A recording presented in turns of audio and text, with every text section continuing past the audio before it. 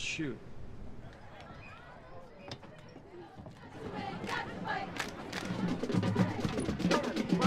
And down to the 5-yard line, finally tackled by the defense. He is wide open in the flat, and they were able to get the ball to him. Luckily, the Bulldogs are now in striking distance to score a touchdown. Yes, they are, Andrew. It's first and goal from the 5, and they can get the tying touchdown.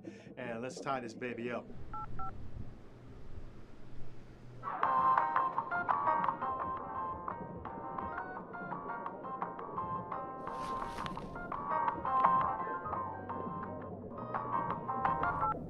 Tim Meyer.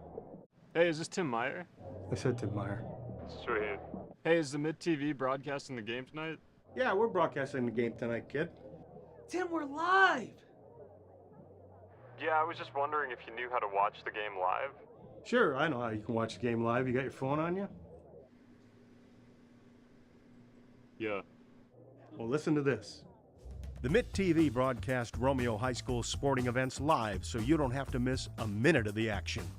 Just download the YouTube app on your smartphone or television. Type @ the Mitt TV in the search bar. Click on our channel, then the Live tab to find all previous and upcoming live events, including sports. And don't forget to subscribe. Oh, thanks, Tim. I really owe you.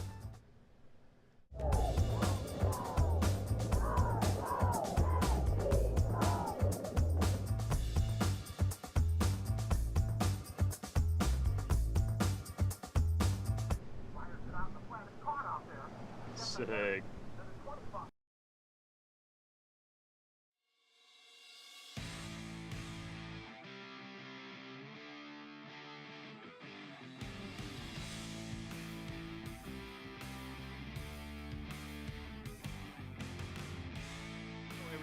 Every team in sports develops their own personality and style. I mean, how would you describe this team as their personality or style?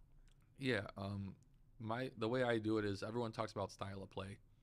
Club teams, high school teams. I hate having a style because you got to do it what the team gives you. And when you have a goalie that can punt the ball 80 yards, I'm punting the ball every time. I don't care who tells me anything differently.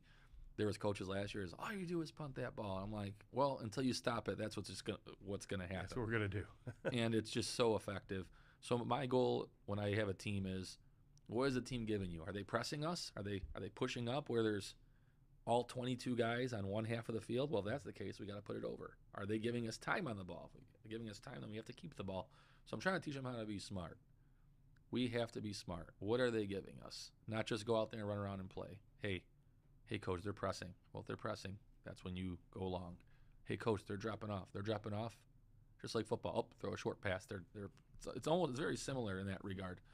But our identity is working hard. So all summer, Monday through Thursday, 3-mile run. That's what we do. We run. I can't run. I leave potholes. I don't run either anymore. They don't let me run on the road. We run and we don't let the ball hit the ground. We challenge everything.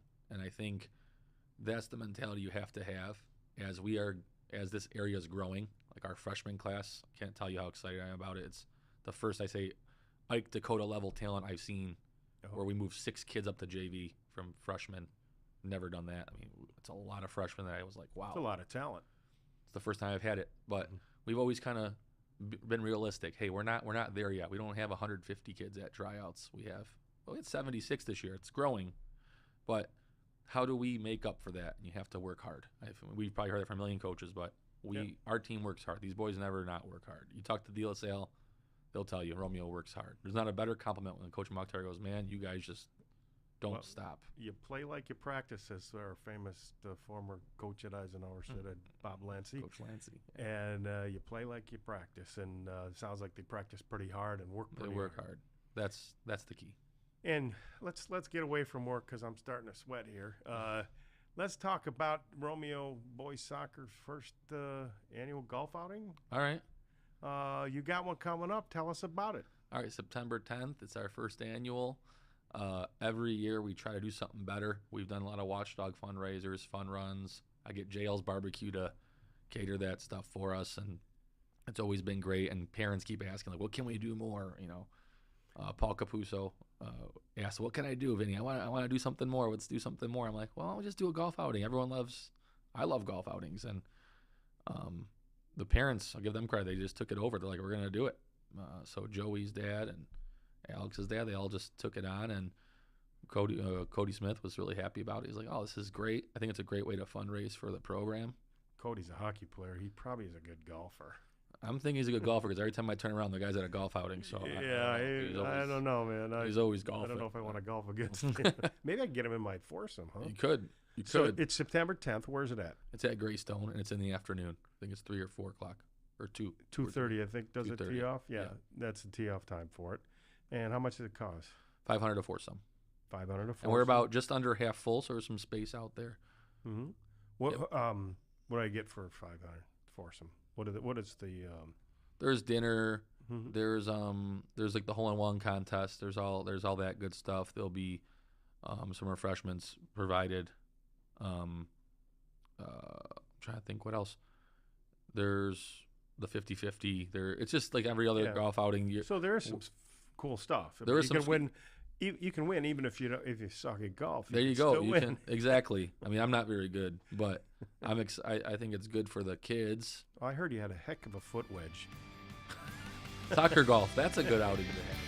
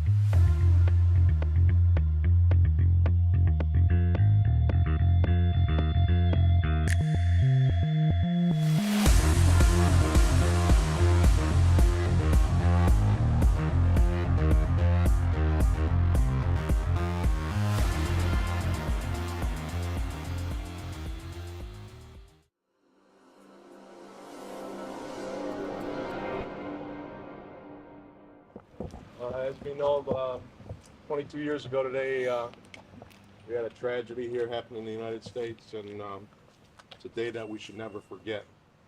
We're going to have a moment of silence followed by some taps, and then we'll go. Then the bells will start to ring at 8:46 from the church in downtown Romeo. So again, thank you for being here.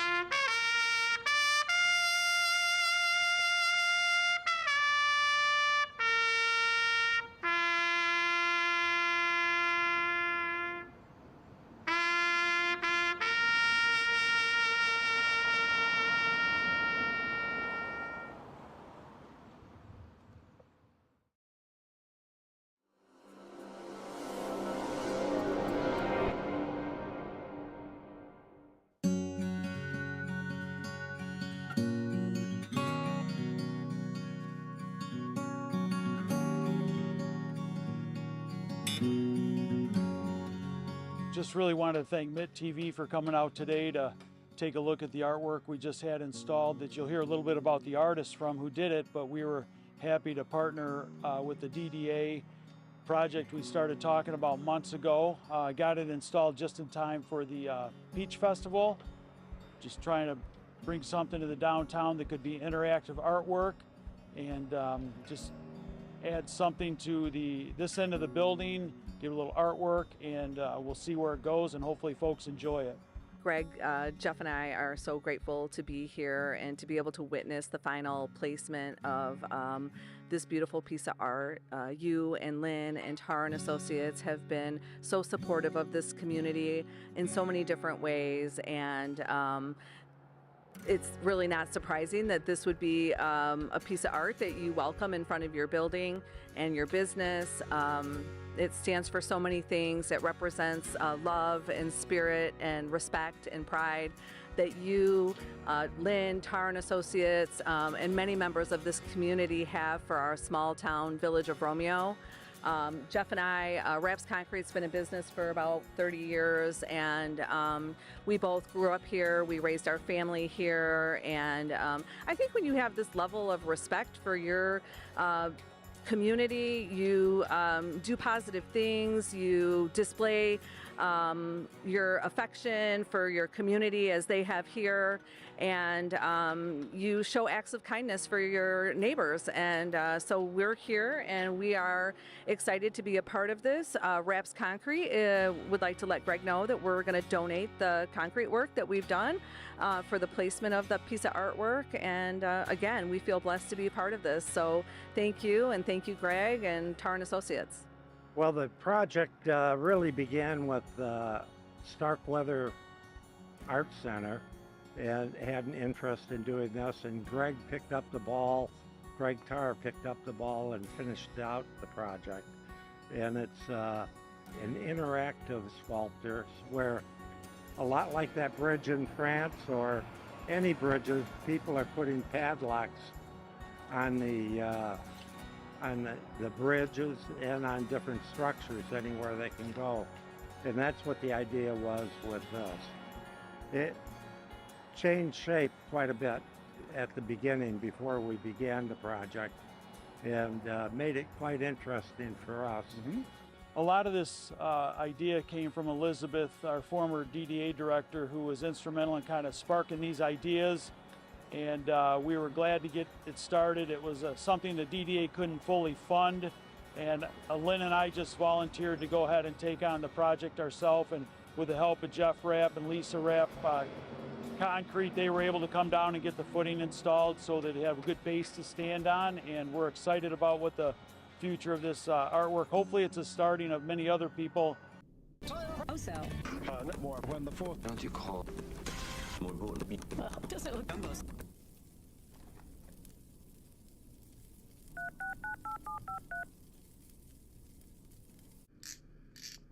Ooh. Yo, this is Kowalski with the Mitt TV. How we doing? Hello? Hello? Yeah. How can I help you today? I'm trying to watch the Mitt TV That's awesome. Where are you trying to watch the Mitt TV at? on my TV. Perfect. Let me break it down for you. Yeah! Here at the Mitt TV, we offer a whole slew of content, from community events, Romeo Community Schools, sports, and everyone's favorite, the Village of Romeo board meetings. Just find the YouTube app and in the search bar type @the Mitt TV. Once you find our channel, you can go to the videos tab for our entire catalog of videos. What if I'm trying to watch something live? It is so easy you have no idea. Just click the live tab to find all previous and upcoming live streams. I see that, but I'm trying to watch an archived Village of Romeo Board of Trustees meeting. Whoa, all right, board meetings. For any and all archived meetings, select the playlist tab. Not only will you find all meetings for the Village of Romeo organized by year, but you'll also find Romeo Community Schools and Romeo District Library. Our Mitt TV page can also be accessed on your smartphone. Just download and open the YouTube app and type @the Mitt TV in the search bar, and there you go. Or if you're on a computer, find the search bar at the top of your window and type youtube.com/@the Mitt TV. Sweet.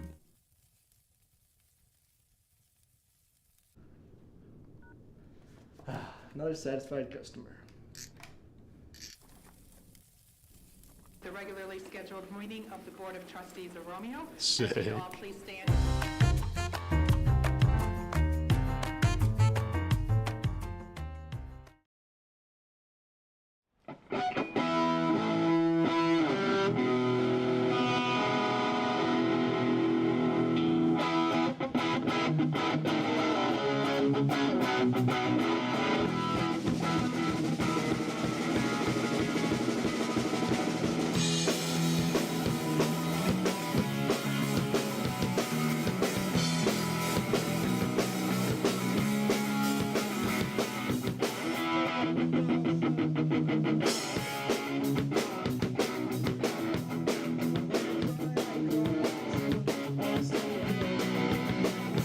Everybody knows that you're already good. How could it get worse? I don't know what to say, I don't know what to do. I'm sorry for you.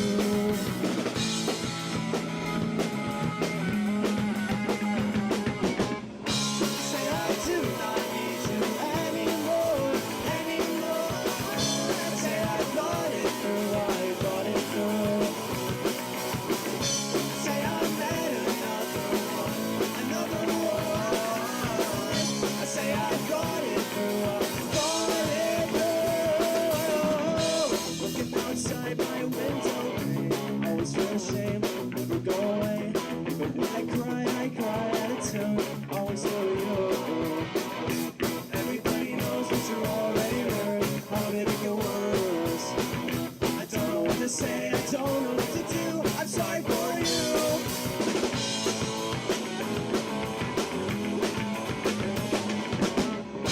Say I do not need you anymore, anymore. I say I thought it through, I thought it through. I say I had another one, another one. I say I thought it through, I thought it through.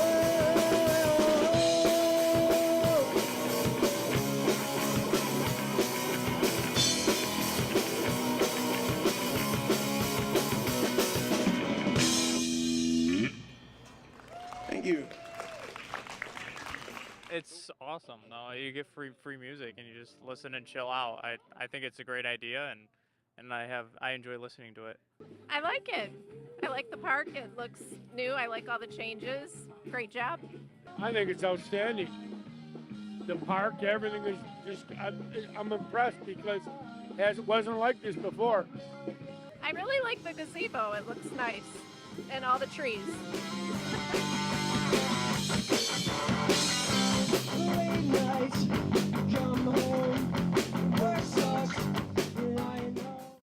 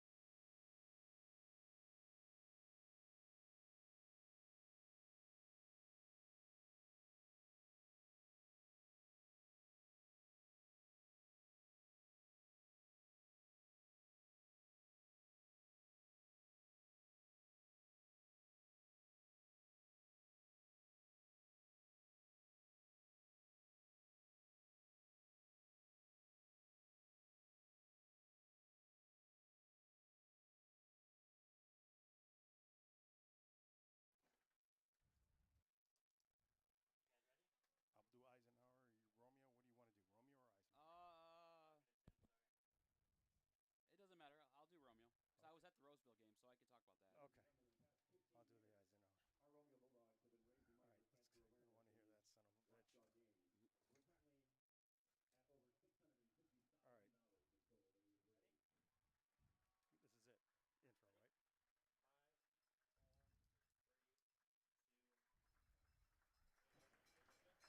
Intro, right? Hello, ladies and gentlemen, and welcome to this Mitt TV sports special.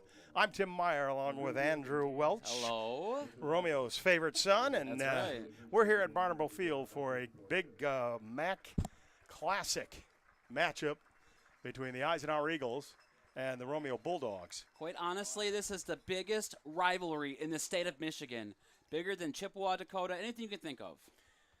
Tonight's game is brought to you by Romeo Family Restaurant. The Romeo Family Restaurant is located on 30 Mile Road on Van Dyke. And 30 Mile Road. It's owned by and operated by the same family for over 32 years. Great soup, salads, meals, all fresh and good. I've eaten there myself, so that's a good place. Also sponsored by the Romeo Dairy Queen. Come on down for some sweet treats at the Romeo Dairy Queen right there in downtown Romeo. And we're also sponsored by American Lawn Sprinkler. American Lawn Sprinkler is your #1 choice for all your lawn sprinkler needs. They specialize in installation of new lawn sprinklers, quick and efficient repairs, as well as expert winterization services. They've been around for 30 years. American Lawn Sprinkler. Call them at 810-796-3245. And we're also brought to you by Romeo and generous contributors to the local community. And so you want to go and check out TAR Financial for all your financial needs. Also, we are brought to you by the Main Street Kitchen and Bar. Main Street Romeo Kitchen Bar is your go-to bar and restaurant in downtown Romeo. Freshly renovated and family-owned since 2021. And they are all about delicious homemade food, craft drinks. Consider us your home base for sports, karaoke, live music, and entertainment all year round. Swing by and immerse yourself in the local vibe because at Main Street Romeo Kitchen and Bar, exceptional bites, sips, and good times await. Stop in and see them. Good place to have a good time. Also brought to you by Earth Environments. At Earth Environments, we are dedicated to making the world a more beautiful place. Our materials and workmanship are second to none, and we strive to bring you the highest quality and end result in everything we do. We will do whatever it takes to help create a breathtaking environment for you to enjoy for a lifetime. It's kind of cool because you always want to have your yard looking nice, and they also are dedicated to not ruining the environment. So you want a good place to go for a nice landscape job, go and talk to the folks at Earth Environments. And finally, we are brought to you by Romeo Printing. Romeo Printing, your low-cost answer to high-quality printing since 1985. And you know what? They do a great job. They let us host us, actually, for the Romeo Peach Parade at the Mitt TV, and they're doing a fine job at Romeo Printing. Doesn't use gimmicks or so-called sales. Instead, they pass honest savings to their customers because they want to be your go-to local printing company. And you can get all your printing needs there. You get digital and everything. Is that all? I think there's one more, maybe? There is one more. There is one more. Andrew, you're right. You want to tell us all about it? I will. It's a country smokehouse. 30-plus-year-old, family-owned and operated wild game, gourmet meats, and specialty foods store located in Elmont, Michigan. Their catalog is over 220 award-winning products made in-house and available to ship nationwide. Our family has been making sausage for 5 generations. That's a long time, and that's delicious sausage. So thank you for visiting us, and enjoy our whole wide selection of wild game, domestic, and unique smokehouse meats. And now our national anthem.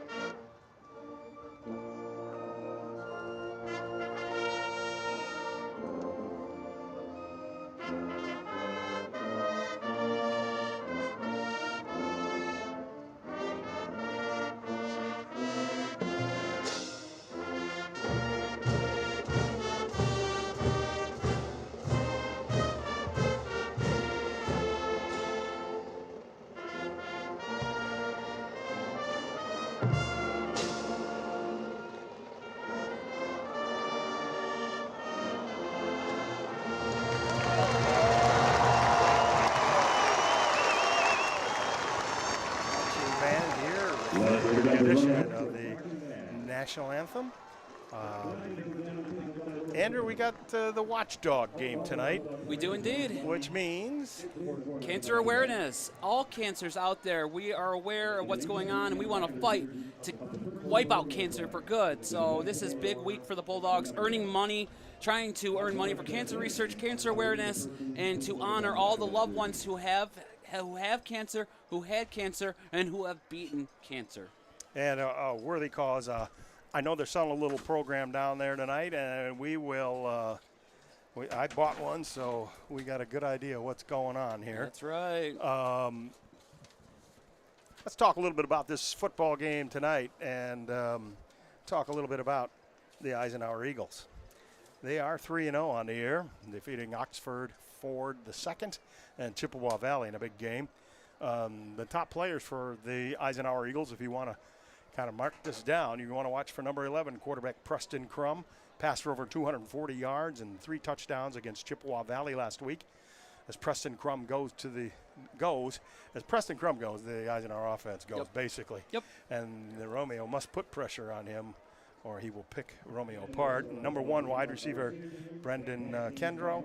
He's somebody to watch. Number 7 wide receiver, Connor Temple. Running back, Kamari Charles. And flanker, wide receiver, Bryce Hurley. And senior receiver, Hayden Bills. And you know a little bit about the Bulldogs as we're about ready to kick this off.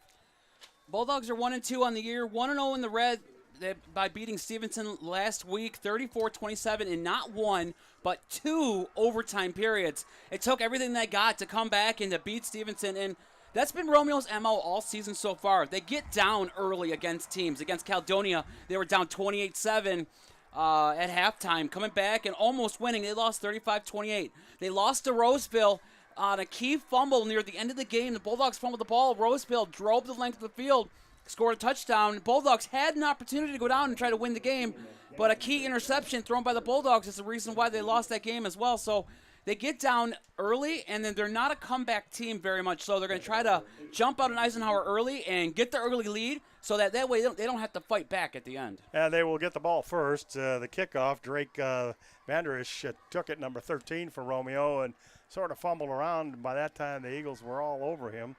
And he got to the 20, about the 20.5 yard line, where it'll be 1st and 10 Eisenhower.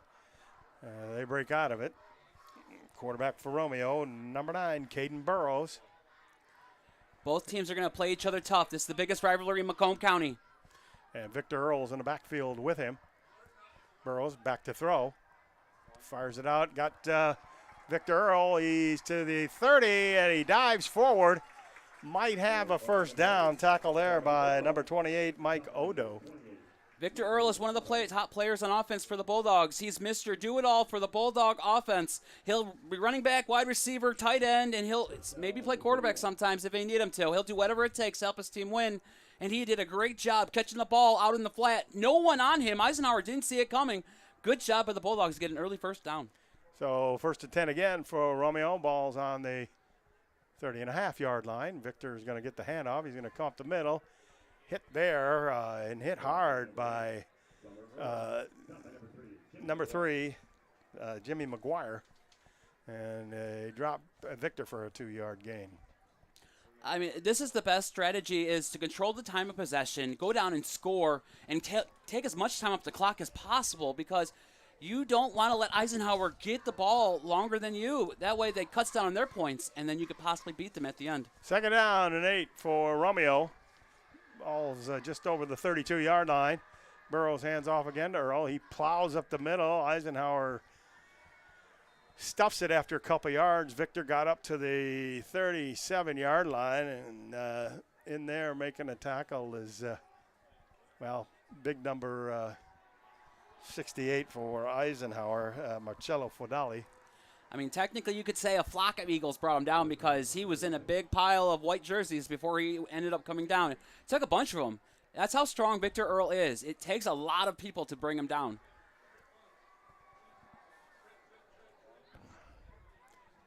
Now Romeo comes out with 3 wide receivers to one side.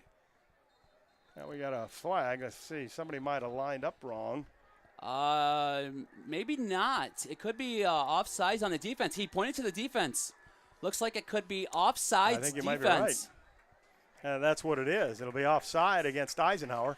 Someone lined up a little too close to the ball, and uh-oh, Eisenhower's in trouble. So it'll be 1st and 10 for the Romeo Bulldogs at the 42.5-yard line. Clock will be running here with 10:05 left to play here in the first quarter. They haven't run the ball yet, but look out for number 1, Jake Watson, the tight end. He is a big key piece to the middle of that defense to score with catches. Burrow's going back. He's rolling out. He's going to fire downfield, looking for his man, and you just called it. Jake Watson with the reception, finally knocked out and tackled by Cody Raymond and also number 4, Sammy Agnello. We'll see it right here. He is a big tight end / receiver in the middle of that field, and that's exactly what they want to do. They'll go to him whenever he is covered by 2 guys, if most. He's like a Calvin Johnson-esque player, and the Bulldogs use him a lot on offense. So 1st and 10, Romeo, and the ball is on the 41-yard line of the Eagles. Caden Burrow from the shotgun. Now here comes Jake Watson. He's going to move over to the other side. Run to the right. Eisenhower creeping up, and they were ready for that one. Oh, yeah. And in there on the tackle initially is Devin Steele, but what do we got? No, there was a fake. Oh! It faked us out. That faked us out. That was someone else. It looked like Earl had it. But no, it was not Earl. What a last-second fake caused the Eagles to be confused. They thought they had Earl dead to rights in the backfield, but it's a Bulldog first down. 1st and 10 for the Bulldogs. Eisenhower jumps, but not offside. Caden Burrow's looking to the sideline for a play. Eagles are hyped. You know, they're trying to jump the snap count if they can, but it cost them last time. It might cost them again. This time they do give it to Victor Earl, and he goes up the middle, and he gets a healthy gain of about 3 yards. Tackled there by number 5, Lorenzo Mashiri. Great job by the Bulldogs. They're picking and choosing their plays wisely, and they're picking away at the defense. Little gains here and there, but the clock is down of 4 minutes already. This is a 4-minute drive, doing a great job. Burrow from the shotgun fires out to DJ Phillips. DJ probably got about a yard. Good coverage by the Eisenhower Eagles there. DJ Phillips is their top wide receiver that they will use, so if they're not going to Watson, they're going to go to DJ Phillips. I also have seen them go to Jackson Swords. Jackson Swords is a big part of the offense and defense for this team. He is the junior tight end defensive lineman with great hands. Yes, he is. And so here we go. 3rd down and 4 for the Romeo Bulldogs. We want to say that they're well in field goal range for number 3, Joey Selai. Blitz coming. Picked up perfectly. There's DJ DJ Phillips just right through his hands. It'll be 4th down for Romeo, and let's see if they trot out Joey Selai. He's like only a sophomore. Looks like, there he is. Looks like they will make an attempt here from, what are we looking at? About a 40-yarder? Are we at the 25? No, plus, it's going to be longer than that. It's probably going to be a 41. 25 plus 7, 32 plus another 17. There's that Romeo education right there. He has it right in his head. Well, let's see what Joey can kick it home. He had 2 crucial field goals against Stevenson. The kick is up. You got enough leg? It does. And it's Kick is good. I was doing a little bit math difference. It's 10 plus 4 plus 25. So about a 39-yard field goal is good for the Bulldogs. Took about almost 5 minutes off the clock. Did come away with some points. Now it's time for the defense of the Bulldogs to step up. Here it is right here. You see Joey got just enough leg on that for that 41-yarder. He gave him he perfectly kicked the floater, went over the proper crossbar, and did his job. And now it's time for the Bulldog defense, led by Brady Xavier-Ruja and Ryan Rayla. They are big key defensive pieces for the Bulldogs, along with Jackson Swords. You're going to hear their names called a lot. They're the ones who can get it done. They've got to stifle this Eisenhower offense. This offense has been on fire for the first 3 games. A quick 3 and out right here would get your fans into it and get your rest of your team into it and do a great job in getting that ball back. Trying to see who is deep for Eisenhower. Looks like David Shield, number 22 back there. And it's a high kick. It's deep.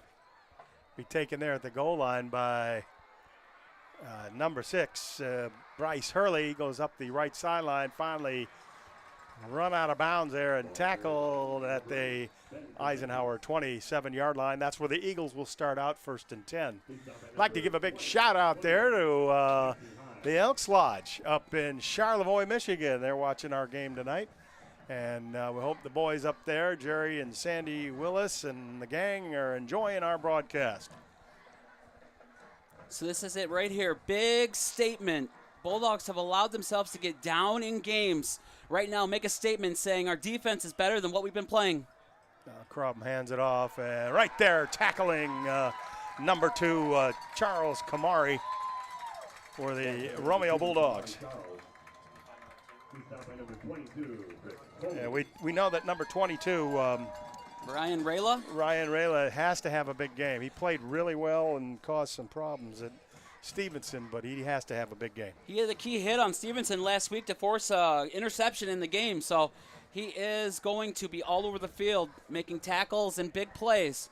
2nd down and 11 for the Eagles. Not their strength running the football this year so far, but they're loaded with the passing weapons. Look out, here comes Kamari again. He tried to go around his lineman, and he ran right into his backside, and the Romeo Bulldogs swarm around, and again, number 22 for the Romeo Bulldogs was there, Ryan Rely. Let me tell you right here, right now, that number 77 is big.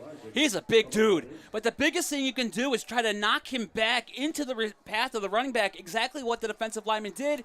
And the running back ran into his own guy, lost a yard. Bulldogs are looking at a 3rd and 11 against Eisenhower's offense.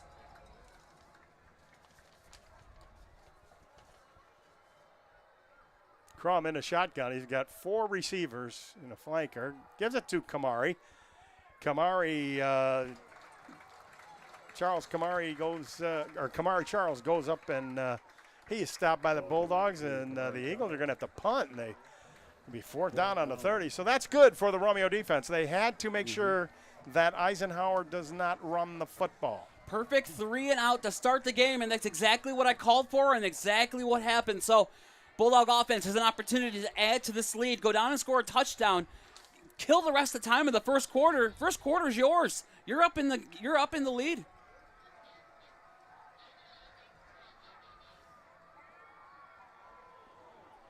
Almost blocked it.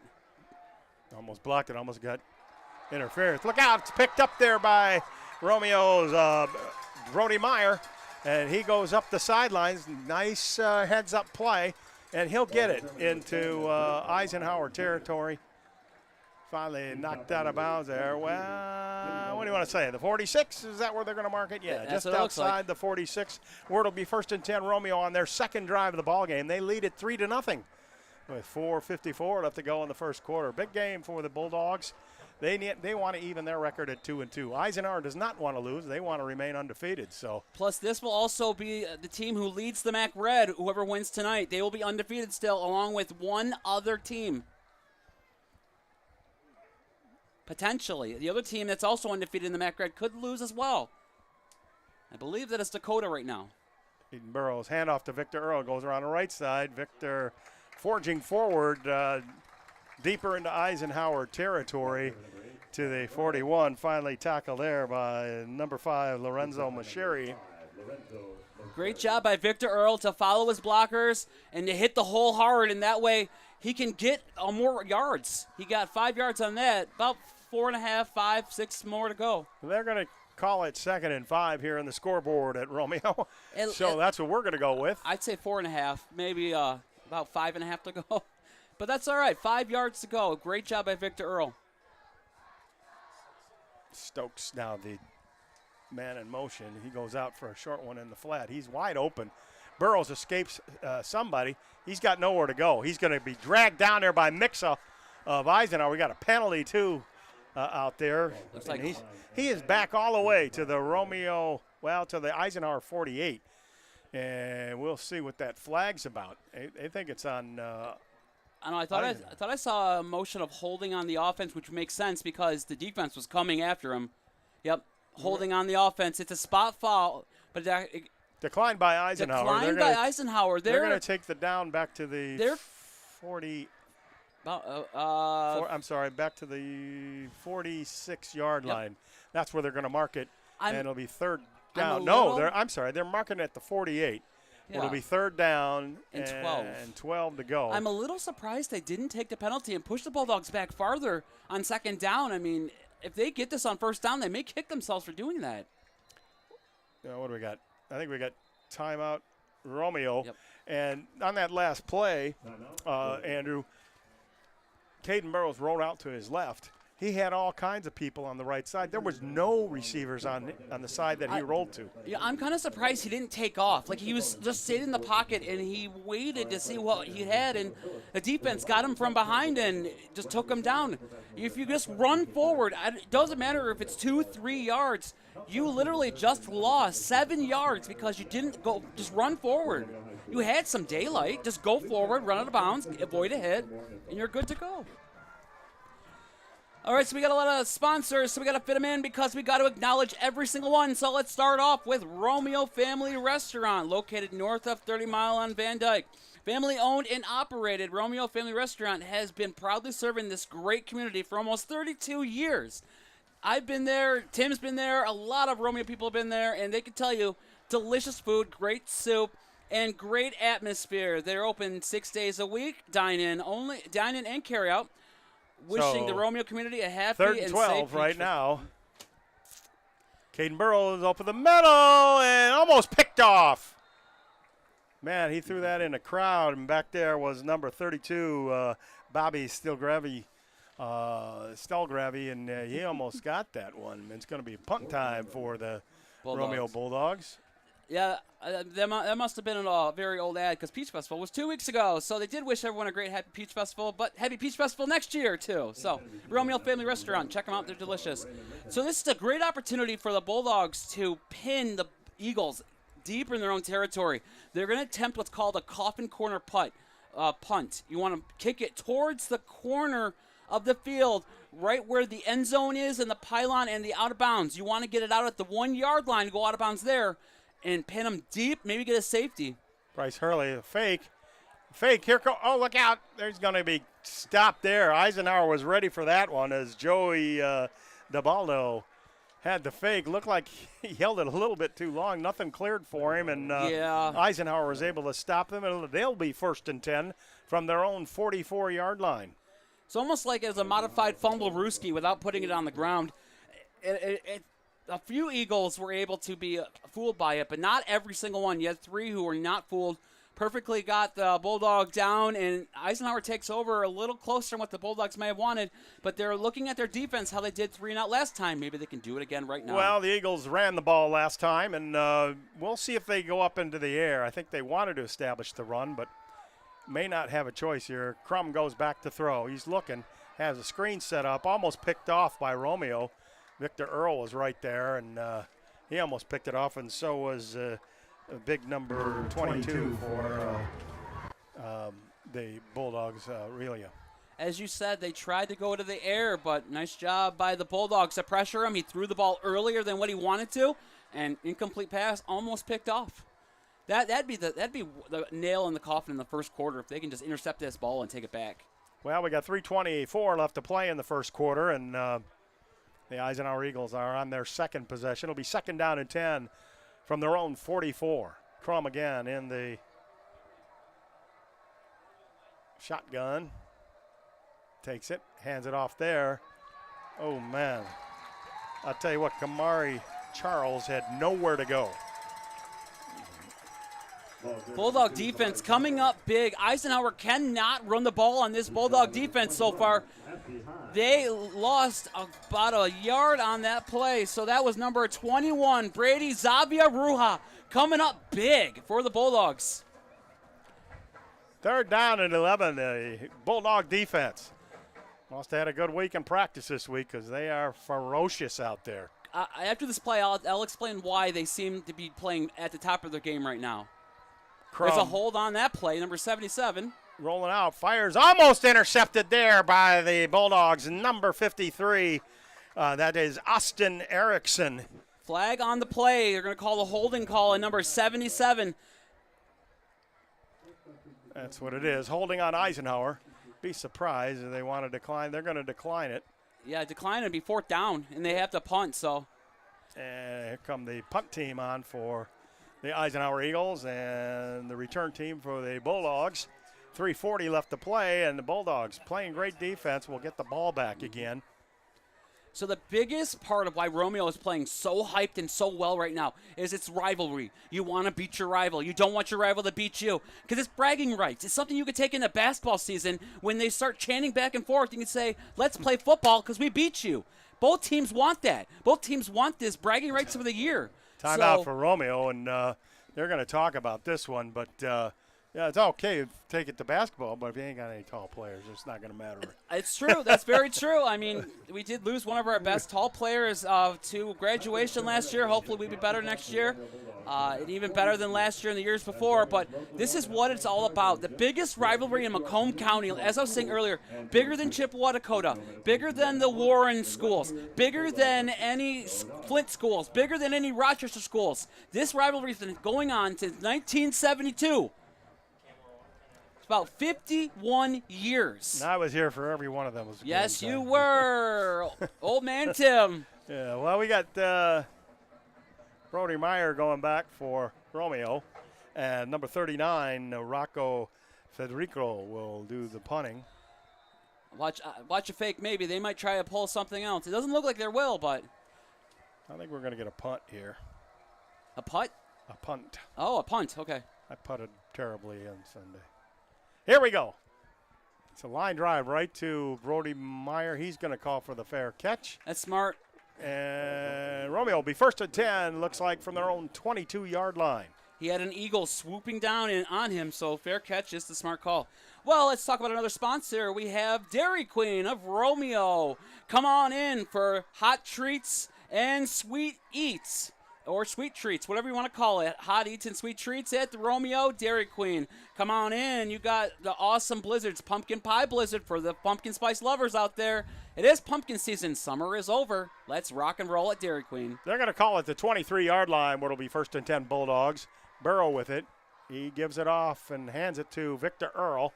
Victor Earl just bulling his way and willing his way forward. Masheri got a hold of him by the legs, and also number 32, Bobby Stilgravy. Still a great job. Bulldogs are still machines running the ball against Eisenhower, and if it ain't broke, don't fix it. If Eisenhower can't stop you, just keep running the ball all game.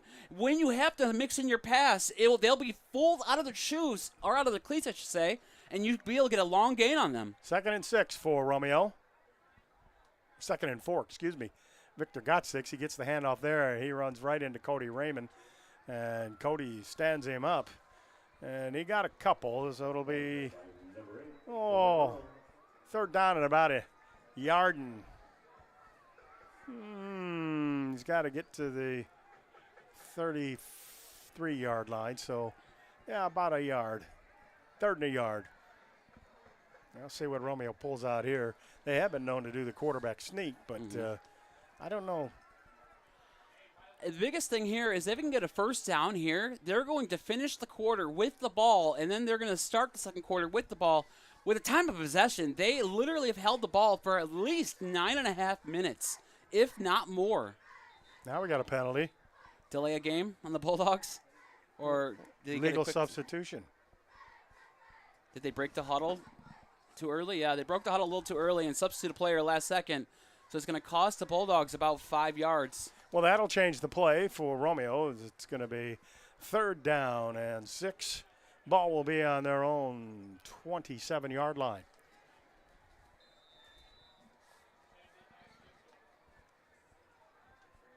Now Brody Meyer comes in as a receiver, as well as Alex Roberson.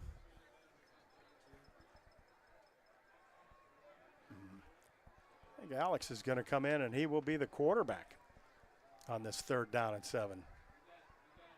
That's definitely a change of pace. Oh, False start offense. It's going to be another 5 yards. And this drive is going the wrong way for the Bulldogs. They are called for illegal procedure.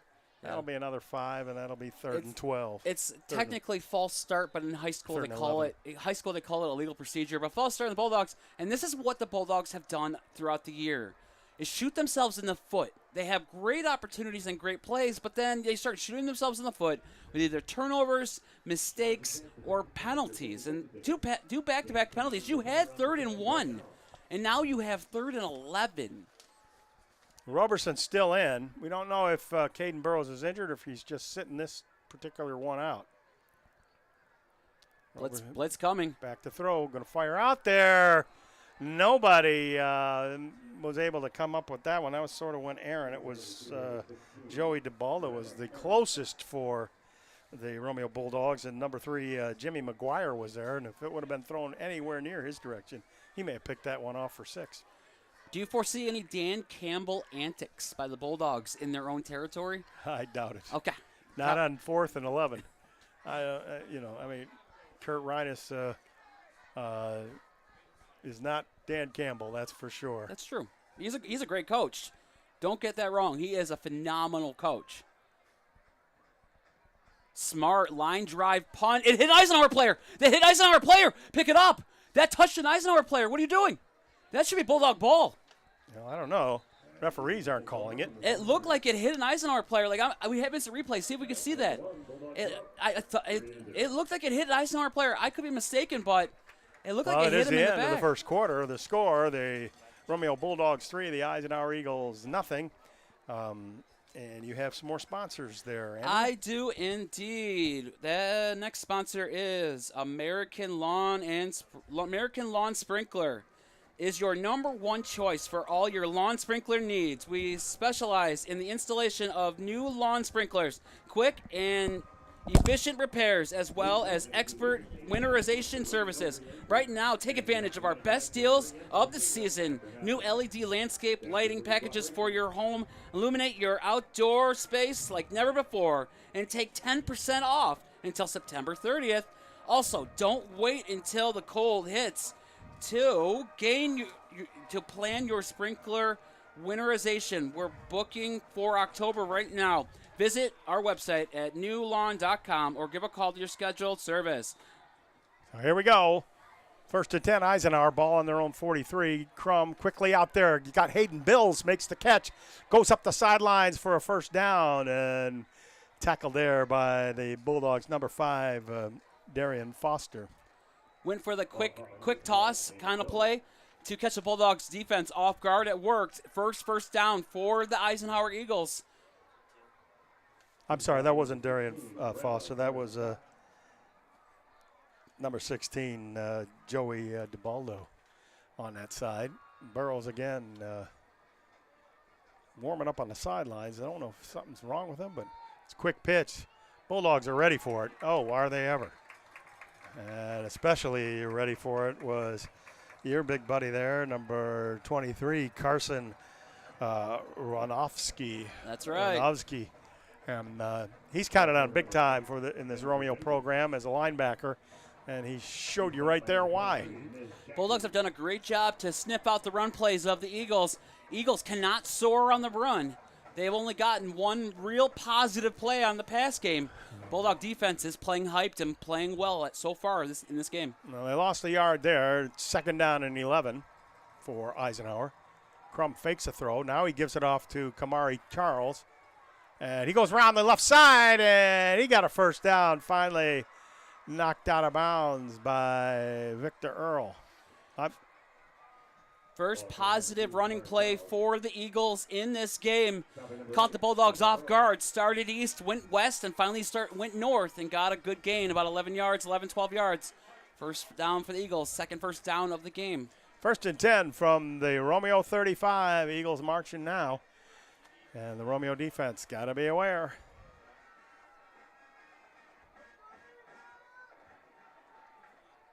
Low snap. Crum picks it up, steps up. Now he's going to throw deep. Got a man down there. And did he catch it in bounds? No! He said that Hayden Bills was out of bounds. The big 6'5" receiver couldn't drag the feet. It was a nice pass by Crum. Boy, that thing just seemed to land in Bill's hand. Boy, it was close. He was 2 steps out of bounds when he brought that ball in. He knows it, too. He knows if it would have got to him just a second sooner, he would have been in bounds. But he was 2 steps out of bounds when he caught that ball. Now the 2nd down and 10 from the Romeo 35 for Eisenhower. Just want to shout out thanks to our Mitt TV board people for giving us awesome instant replay so I can talk about and see exactly what happened and give you the proper play. Crum from the shotgun. Blitz for Romeo coming in on him.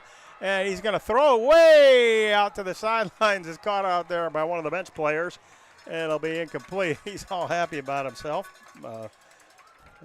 Paulo Manzella. Honestly, it looked like that snap count was jumped a little early, but just a perfect timing by the Bulldog defense to cause chaos in the backfield.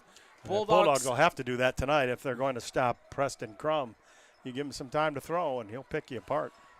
Stick him right here, get a stop on 3rd down. It'll get a couple yards. They may bring out their field goal unit and tie this game, but 3rd and 10 from the 35-yard line. That's what your defense needs right now. Crum from the shotgun. He's going to, I thought he was going to call timeout. No, he's calling a different play. He's shouting that one out to Bryce Hurley. And now Brandon Kendrill goes in a flanker spot. They're going to try to give him some protection. He had a man out there. Crum going to take off and knocked out of bounds. He'll be short of the 1st down. Nice job by the Bulldog secondary. All the receivers were not wide open at all. They were covered by every single defensive back out there. He's 2 yards short of a 1st down. It'll be 4th down. And we'll see. They have a field goal kicker. They may just want to go for this. I'm sure they do. They are. They're going to go for it. Crum's staying out there, and they feel real confident that they can pick up the 1st down. So big 4th and 2 for the Romeo Bulldog defense. Ball's on the 27-yard line of the Bulldogs. Big opportunity for the defense tonight. Get a stop right here. You stop them in their tracks, get the ball back, and potentially go down and score. Might try to get him to jump off sides. Nope. Go for it. Running play. Charles, he's hit right there at the line. Let's see if he got at the line to gain. I don't think he did. I think Victor Earl got him. I don't think he did. I think he might be half a yard short. They might measure. Nope, they're not going to measure. It is a half yard short. Yep, that's what I thought. That's what I called. Half a yard short. Nice job by the defense. That was Victor Earl. Victor Earl came up big. Victor Earl, the Duke of Earl there, was right on the spot, and he just planted number 2 in Charles Kamari. He's the jack Kamari of all Charles. Earls. Sorry. You're Kamari good. Charles. You're good. His first name sounds like a last name. It does. And his last name sounds like a first name. So. But he's the Duke of all Earls. Well, he is definitely the Duke of Doom because he hit him pretty good. He hit Charles pretty good. So here we go. Caden Burrow back in at quarterback. Got Victor Earl in the backfield. And Eisenhower stacking it in the box. Earl tries to get a block. It's DJ Phillips, and he'll twist and turn. He'll get it up past the 30-yard line, almost to the 30. Sorry, boy, I thought he was past it. But in any event, it's a 4-yard gain. Honestly, that was not a very good block by Victor Earl. He went low to try to get him off his game, but he just able to sidestep the block and easy to make the tackle. In this case, you don't want to go low. Go right at him and push him towards the inside. So here we go. 2nd down and 6 for the Bulldogs. Burrow from the shotgun. Here comes Eisenhower on the blitz. Fires it out to the side. Earl wasn't looking for it. And it goes incomplete. Eisenhower coming that time. They're bringing a few people in on the blitz. Yeah, Victor Earl was definitely not ready for that pass. He thought it was going to go a little deeper. Didn't realize he's going to release early because of the blitz, but nevertheless, it brings up 3rd down and about 7. Let's hear it for the 2 teams from both schools working hard tonight. Bulldog, big 3rd down. They want to try to add to this lead. They're the only ones who have scored, and they scored on the very first possession of the game. They're going to need a 1st down here. Here comes Eisenhower blitz. Romeo picks it up, fires over the middle. Almost picked off there. That was almost picked off by Jonah Trzaskowski. Eisenhower defense has changed things around. They've stepped up big, stopped the Bulldogs in their tracks.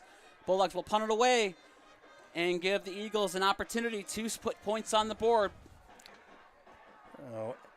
Anthony Marici is standing on his own 16-yard line is where he's going to punt from. I think Romeo needs another guy out there. What do we got? Timeout Eisenhower. So Eisenhower's going to call a timeout here. And you got some more sponsors for us. I do. We got TAR Financial. TAR Financial has been in financial service business right here in Romeo for over 25 years. And to be added of service, this past spring, they also opened a new location up in Armada. TAR Financial has been in the financial service business in Romeo for a long time, so they added a lot of stuff with Greg Tarr, Taylor Breinart, and the staff. They have been enthusiastic members of the Village of Romeo and generous contributors to the local community at large for many years. Creator of annual sponsor or community's giant inflatable bulldog that travels throughout Romeo to various events. They also installed a place of interactive art in front of the office in downtown Romeo. Go Here's check the it kick out. by Marici.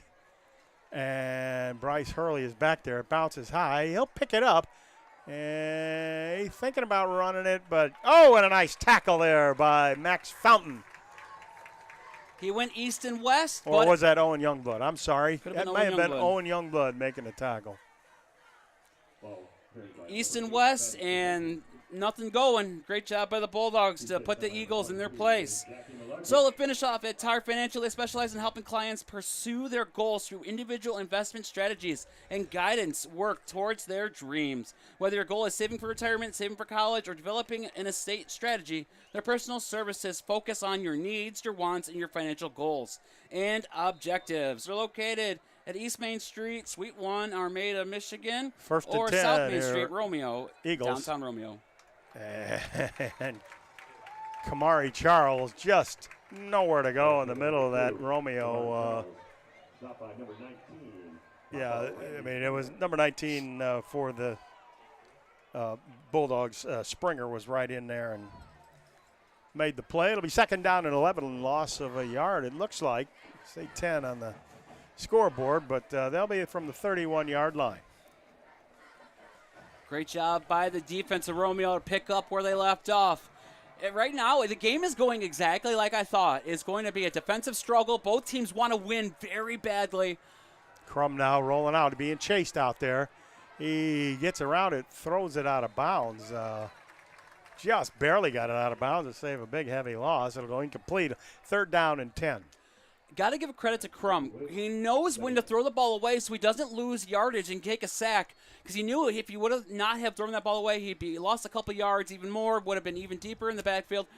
He's got smart awareness when the defense is on him. He just can't find his receivers. Romeo is in there so quickly.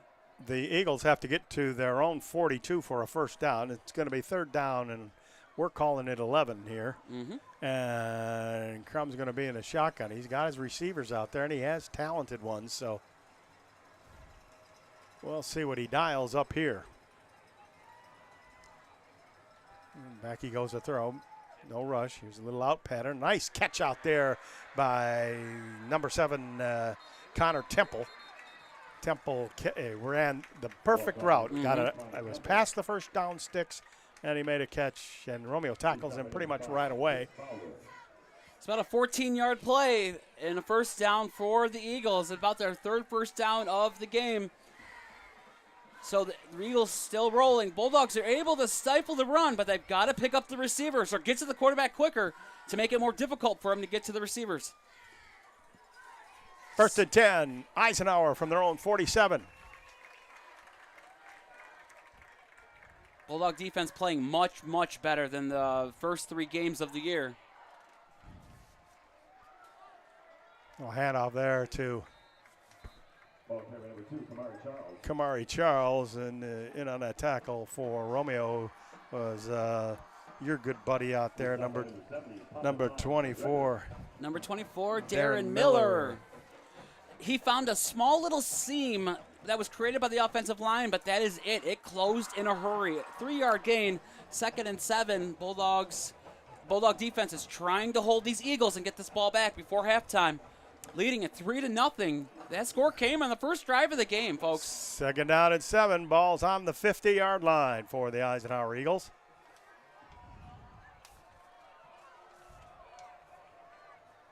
Crum back to throw. Blitz coming. Oh, and he is nailed. That is number 21, Brady Zaviaruha, who, with his speed, took down Crum. And I don't think Preston ever saw him coming. No, it was the blind side, and the defensive end out there did not pick up the blitz. Perfect corner blitz by Zaviaruha to take him down. And a big play for the Bulldogs defense.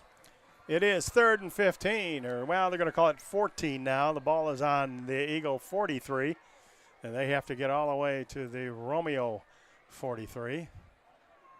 We'll see what Crum calls up here.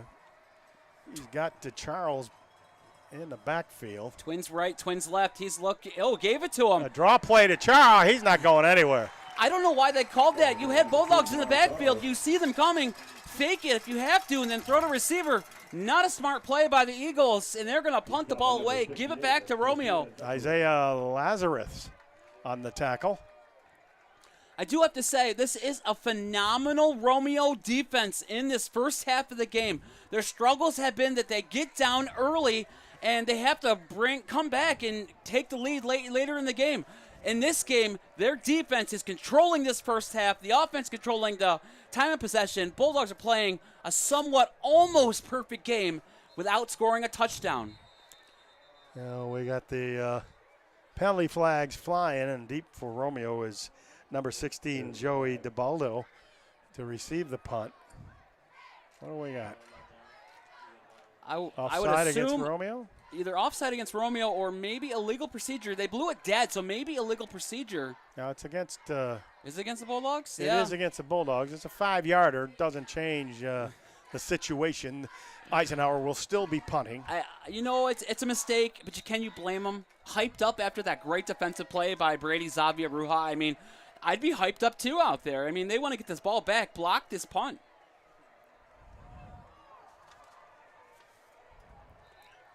Now we got whistles going on here. Oh, what happened? Is it false start maybe against? Too much time? Are we going back? What do we got? See what Mr. Referee has to say. Seeing where they're pointing. The flag came in the back, so. It's against Romeo. Is it too many? Might be. Too many men? We'll wait for the referee's signal here. See what he has to say. The Romeo coach is confused, not understanding what's going on. The flag came from the backfield, not anywhere near the line or behind Eisenhower. It came from behind Romeo, so that can only be too many men on the field. Nope, in-air flag.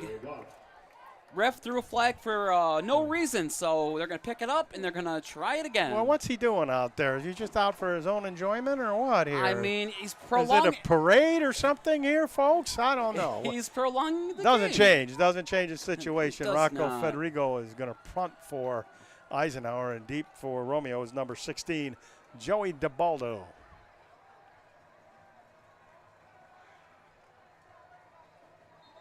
Now, oh, my goodness gracious. I think that time we're going to have false start or legal procedure against the Eagles. They took a long time to get that sucker going, boy. Yeah. So they're going to back him up a little more. I know Coach Chris Smith on the Eisenhower sideline is not happy. I mean, it's a flag parade right now, as you said. A ticker tape flag parade going on. They're just backed up 5 yards back to where they were originally before the Romeo penalty. I'm not sure why the clock is still running. It should not be running. It should be stopped because it was stopped, but I mean, it's running in Romeo's favor right now. Well, that is a good thing. Here comes a punt. A nice punt by Federico. DiBaldo's got it. He missed by one man, but not the second one. His player, his own teammate was there along with an Eisenhower player, and there's nothing doing. He couldn't get anything going. And it looked like number 20, Tom Gall, was out there. I think you are right.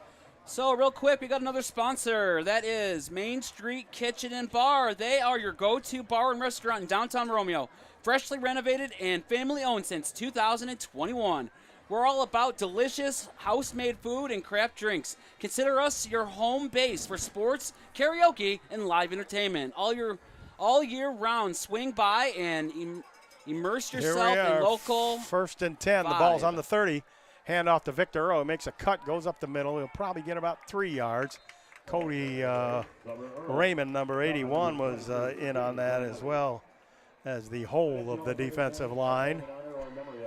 Exceptional bites, abs, and good times await. Stop in anytime during football season, college, pro, or high school.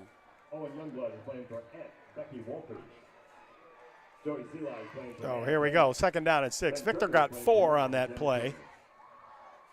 And he is also in the backfield. Biggest opportunity is to score right now before halftime because you don't get the ball. Earl's got it. He makes a nice cut to the outside. And finally brought down in the backfield by Sammy Agnello. It's just enough for a first down and moving of those chains. As I was saying right before this play, Bulldogs do not get the ball to start the second half. They have to kick off to Eisenhower. So going down, scoring a touchdown, I would say field goal, but at this point you want to go up by 10, not up by 6. Because then if Eisenhower comes out and scores a touchdown, you're still in the lead by 3 and you get the ball back, kill the clock, and go down and score again. So they need a touchdown before the end of this half. Bulldogs have 2 timeouts left. Actually, I apologize. They're going to go over center here. 1st and 10 from their own 40. Here comes Caden Burrows, and he burrows his way up for about 6 yards. He buried his head down and followed the offensive line and got They're going to give him 5, so it'll be about 2nd down yards. and 5. Yep, got about 5 yards on that play. Great job. Clock still running here. Romeo leading at 3-0. It's been kind of a defensive game here for the most part. Both offenses haven't been able to execute very well, at least not to get it in the end zone. Over center again, Caden Burrows. Got a quick handoff to DJ Phillips. He makes a cut to the outside, and he's tackled nicely there by number 20, Tom Gobble. Great job by the Eisenhower defense to get in there and avoid the block so they can make the tackle. Otherwise, he was going for a first down or maybe more because Victor Earl went out and kicked out a defensive back out of the game. So this will be 3rd and 3 from the 47. Romeo looking to hold on to the football. They need 3 yards to do it. And Burrow's going to go from the shotgun. Back to throw. Fires out there. A low pass. Is it caught? Did he catch it? Nope. No, incomplete. It was intended for number 13 out there, Drake Vandrish. Definitely low pass by the Bulldogs. Not what they wanted. Are they going to punt it away, give it back to Eisenhower, or are they going to try to keep it? It looks like punt. Looks like the Bulldogs are going to punt. The punt teams are on here. I mean, your defense has done a fantastic job so far in this game, so you might as well just kick it deep, pin them deep, and force your defense to make some awesome plays. Anthony Marici will be punting. He's standing on his own 32 to punt this ball away to number 6, Bryce Hurley. He's got that Australian-style kick sometimes, but this time he kicks it straight. Perfect kick. It's going to bounce, and it might bounce out of bounds for the end zone, and it does. He pins him at the 5-yard line. Eisenhower Eagles let that bounce, and maybe they shouldn't have. Great job by the punter to pin him deep in their own territory. The Eagles will start deep in their own territory, and we'll see exactly where they mark it. It looks like it's going to be the... I said 5, but maybe it might be... About the 5, yeah. So Earth Environments. They are dedicated to making the world a more beautiful place. Our materials and workmanship are second to none. We strive to bring you the highest quality and results in everything we do. We'll do whatever it takes to help create a breathtaking environment for you to enjoy for a lifetime, bringing the built environment forward through passion and dedication inspired by nature, preserving our communities. We are available to meet your review of projects for this year and next year. Set up a consultation for discussion and inspiration for a project that matters to you. So it was a run play by the Eagles. They pick up maybe nothing. They lost 2 yards, so it'll be 2nd down and 12.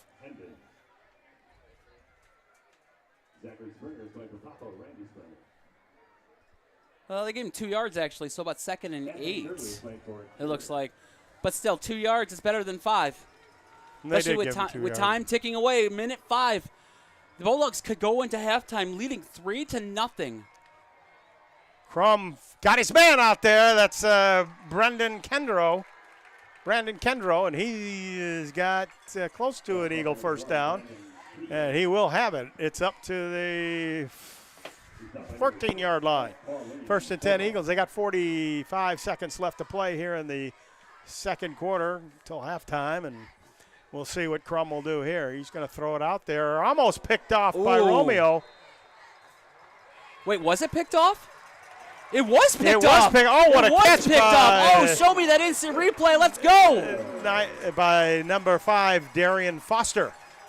Made a great play. Here it is, instant replay upcoming. Oh, here we go. Nice job. Yeah, Darian Foster, he picked it up right before the ground.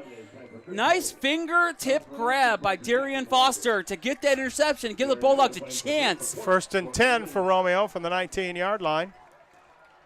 They've got 37 seconds to play with. Coming after Burrow, he's on the outside. He fires out there to the big tight end, Jake Watson, and he is planted.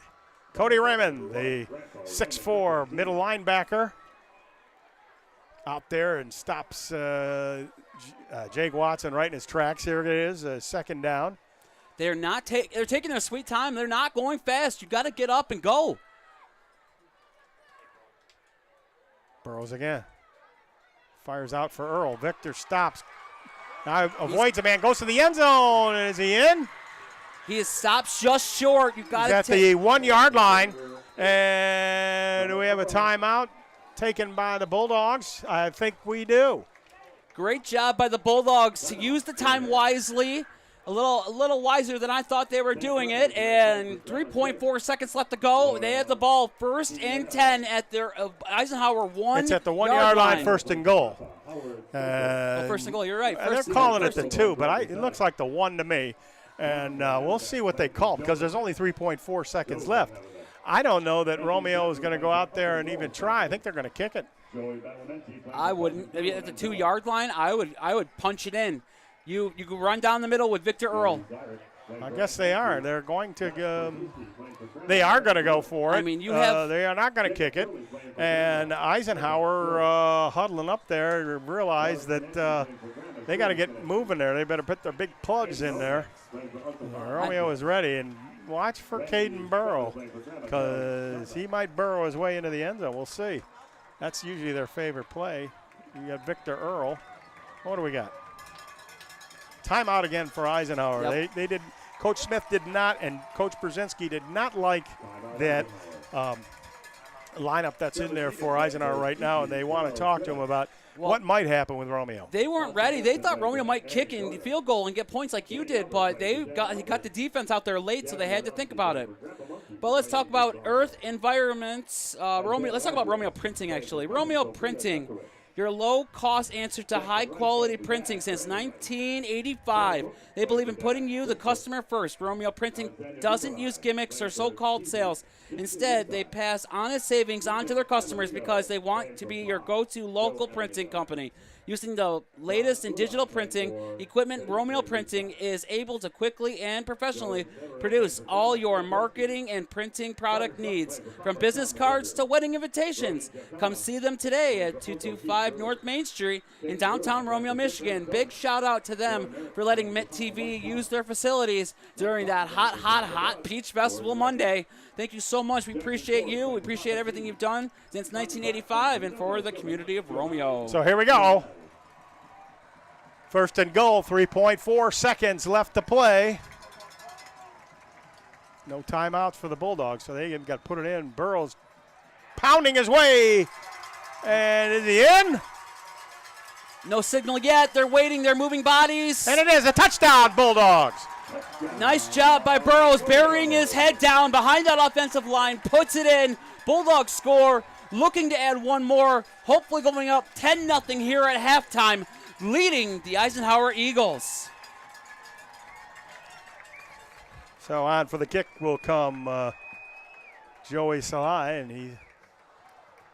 if he's successful, the Eagles will be trailing by 10, and the Bulldogs will be in control of this game. Right before halftime, I got one more sponsor for kick you. is up, and it's good. All right. Before halftime, let's talk about one more sponsor. All right, let's roll around all the sponsors. Romeo Family Time Restaurant, home to the greatest soups and greatest food in Romeo for 32 years. Check them out today near the Romeo Theater. Dairy Queen, hot eats, cool treats. Great place to go for the pumpkin pie blizzard. It's pumpkin spice season, y'all. Summer is over. American Lawn and Sprinklers. Winterize your sprinklers today. They've got appointments booking now here in October. Do it early before it gets too late. Winterize your sprinklers and let's go. Tower Financial, they've made so many awesome things around the community. Please go check them out. They want to help you build your future foundation and help you plan for retirement. Main Street Kitchen and Bar, known to be your go-to restaurant in downtown Romeo since 2021, fully renovated for all your awesome food during the sports season. Go check them out during football season and so much more.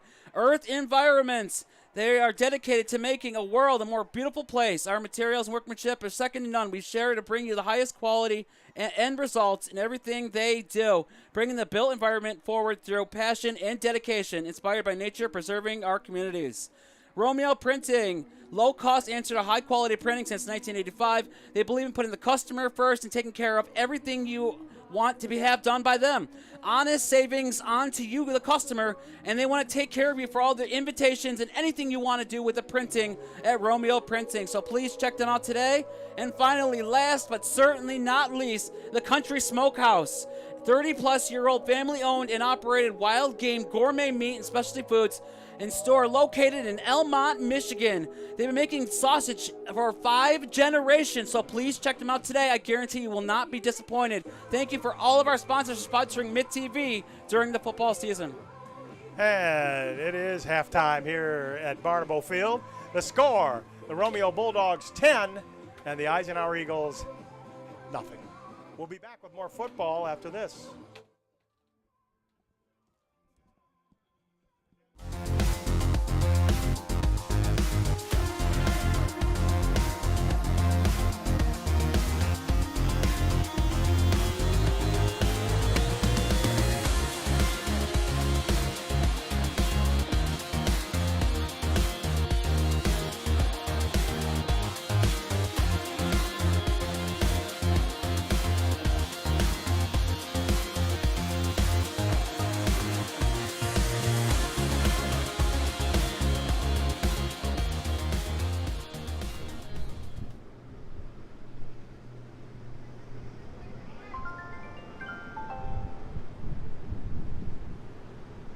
Oh, shoot.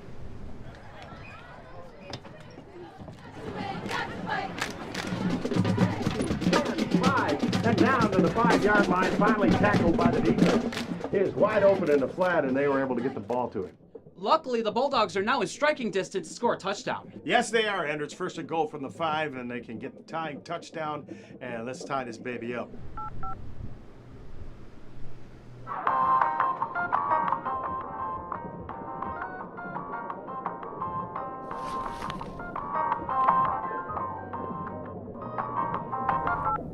Tim Meyer. Hey, is this Tim Meyer? I said Tim Meyer. Sweet. Hey, is the Mitt TV broadcasting the game tonight? Yeah, we're broadcasting the game tonight, kid. Tim, we're live! Yeah, I was just wondering if you knew how to watch the game live. Sure, I know how you can watch the game live. You got your phone on you? Yeah. Well, listen to this. The Mitt TV broadcast Romeo High School sporting events live so you don't have to miss a minute of the action. Just download the YouTube app on your smartphone or television. Type @ the Mitt TV in the search bar. Click on our channel, then the Live tab to find all previous and upcoming live events, including sports. And don't forget to subscribe. Oh, thanks, Tim. I really owe you.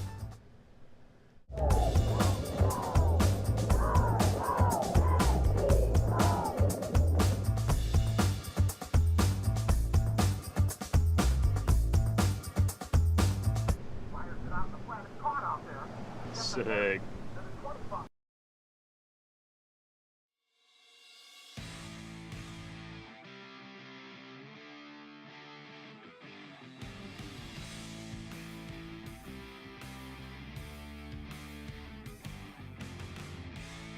Season. Any like new additions that have stuck out? Maybe a new way of playing this year? Yeah, the underclassmen have definitely stepped up for sure.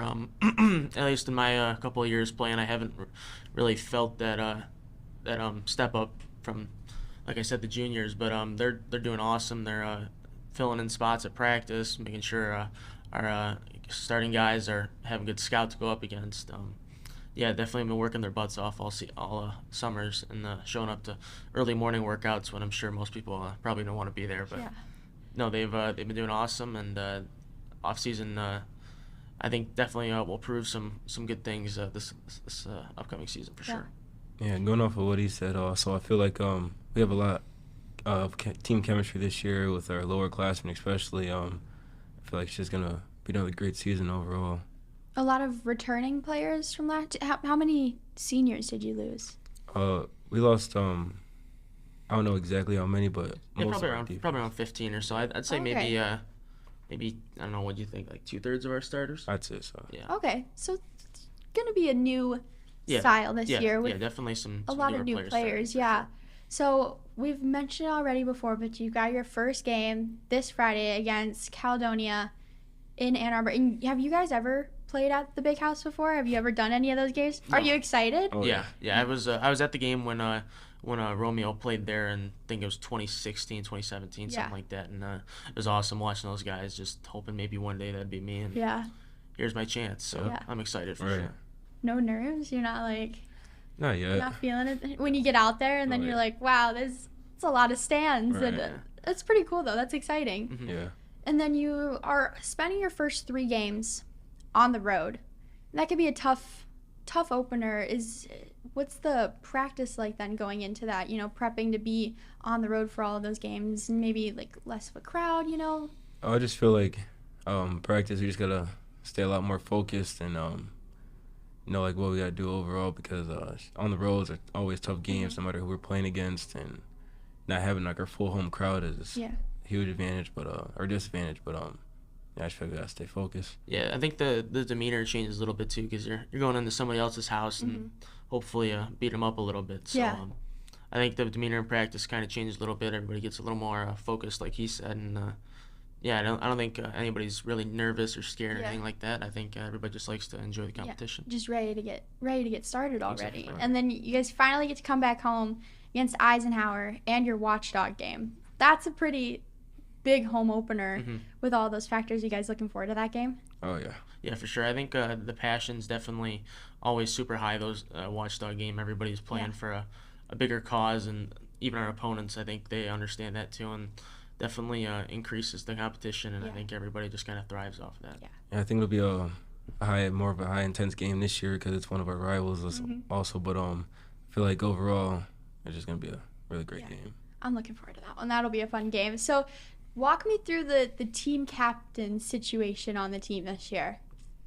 I mean, we definitely got some leaders, some guys who have been playing varsity for a while, and myself and Victor have been playing varsity he's been playing for 4, I've been playing for 3, so we're, I'm not gonna say, there's no real set captains each game, but definitely guys who step up that week. I think everybody deserves to be a captain. I mean, we got some big powerhouse guys for sure. Coach had mentioned Gavin Wardowski. He's a real fierce competitor in practice. Definitely gets everybody hyped up. And we get another guy in the O-line, Carter Book. He gets to make sure the team is having fun while we're still staying focused. That's always he's always a fun guy to hang out with. And Ryan Rayleigh, he's been playing in the varsity for 3-4 years now, and he's definitely one of the captains for the defense for sure. But yeah, definitely got some guys, some strong leaders on the team, and I'm excited to see what they can help everybody else do, push everybody to be better. So.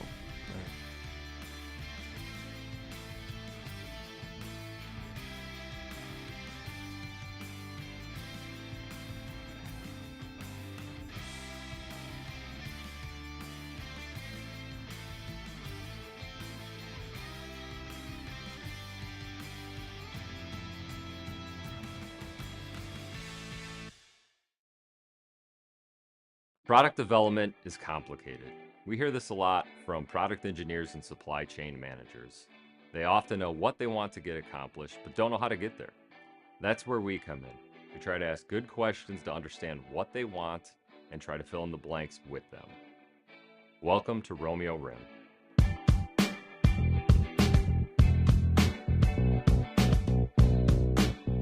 So we do reaction injection molding here at Romeo Rim.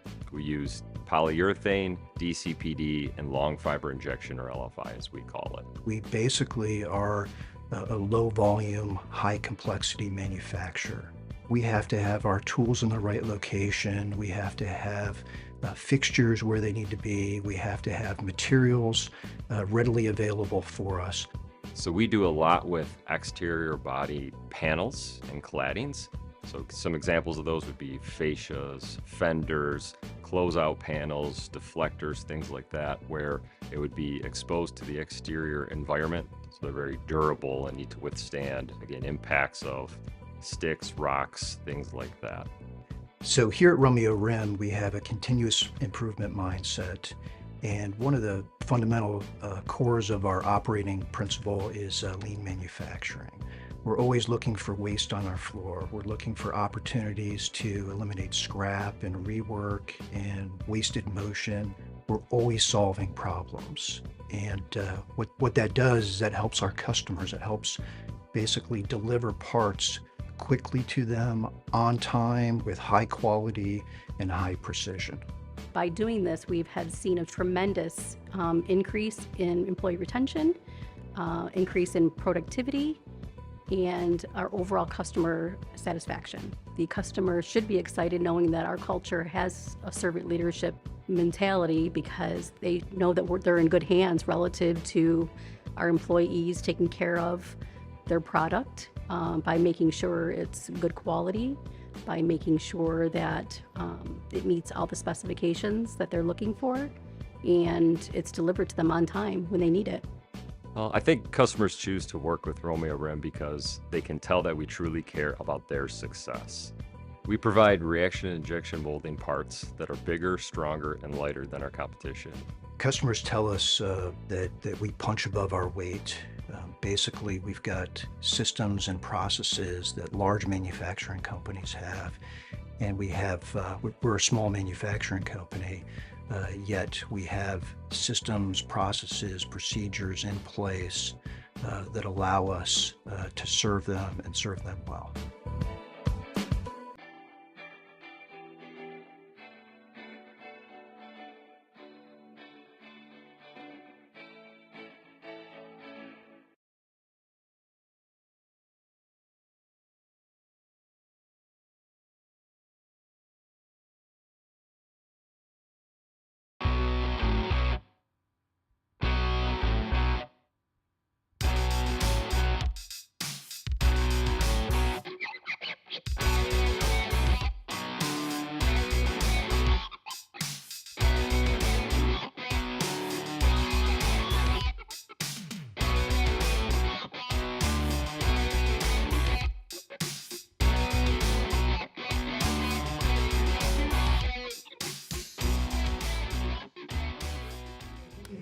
And thank you again for having us here and everyone showing up. This is just so cool.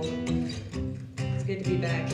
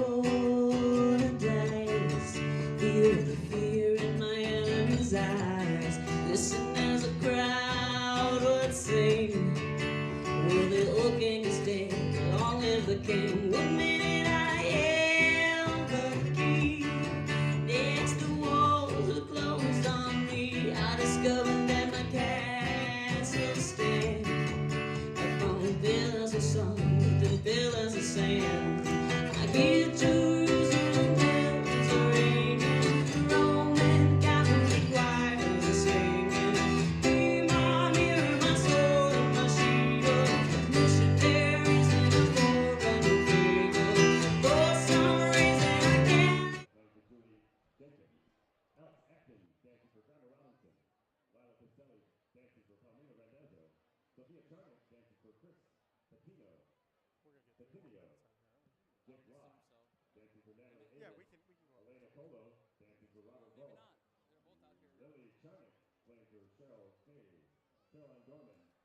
Hello, ladies and gentlemen, and welcome back to this Mac Red Titanic match here between the Eisenhower Eagles and the Romeo Bulldogs right from Barnable Field. And at halftime here, it is 10-0 Romeo, and Romeo played great defense. Phenomenal defense, actually.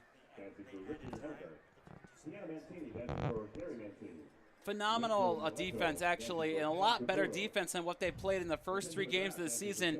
It's almost like they finally have woken up, and it took them to play their rival Eisenhower to wake up. First drive of the game, Bulldogs went down, got stopped short, so they settled for a 41-yard field goal by the kicker. Is it Slay? Is the kicker Slay? Sly, my fault. Sly, the kicker. 41-yard field goal. And then on, it was back and forth, defensive stops, turnovers, whatever, punt.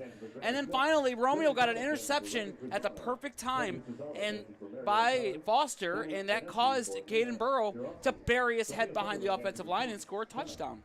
And he burrowed in there, and the extra point was good, and Romeo all of a sudden is 10-0 in the lead over the 3-0 Eisenhower Eagles. So Romeo Family Restaurant, one of our sponsors this year, located north of 30 Mile Road on Van Dyke. If you know where the Romeo Theater is, you'll know where the Romeo Family Time Restaurant is because it's in the same plaza. Delicious soup they've been serving for almost 32 years. It is made fresh daily, all throughout the year. Also, we have Romeo Dairy Queen. Hot eats, cool treats. Check it out today. Pumpkin Spice Pumpkin Pie Blizzard. The story of the first half, for the most part, Andrew, has been Romeo's defense. They have actually stopped that star-studded, lethal Eisenhower lineup with some great defense and pressure on Eisenhower quarterback Preston Crum. So we have American Lawn Sprinkler helping you winterize your sprinklers early. They are booking in October right now. You do not want to miss out. They are an awesome service, great customer service, will treat you right every time you use them, and they become your sprinkler experts for a lifetime. Please call them and check them out today. Go to their website at newlawn.com or contact them 810-796-3245. Tar Financial, responsible for a lot of the awesome things you see downtown Romeo. Creator of the annual sponsor, our community's giant inflatable bulldog that travels throughout.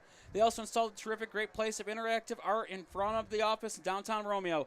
They opened up a new office in Elmont. They're helping you plan for the future to help you with retirement and everything you need to make sure you live comfortably for the rest of your life. And they will do it awesomely and great customer service as well.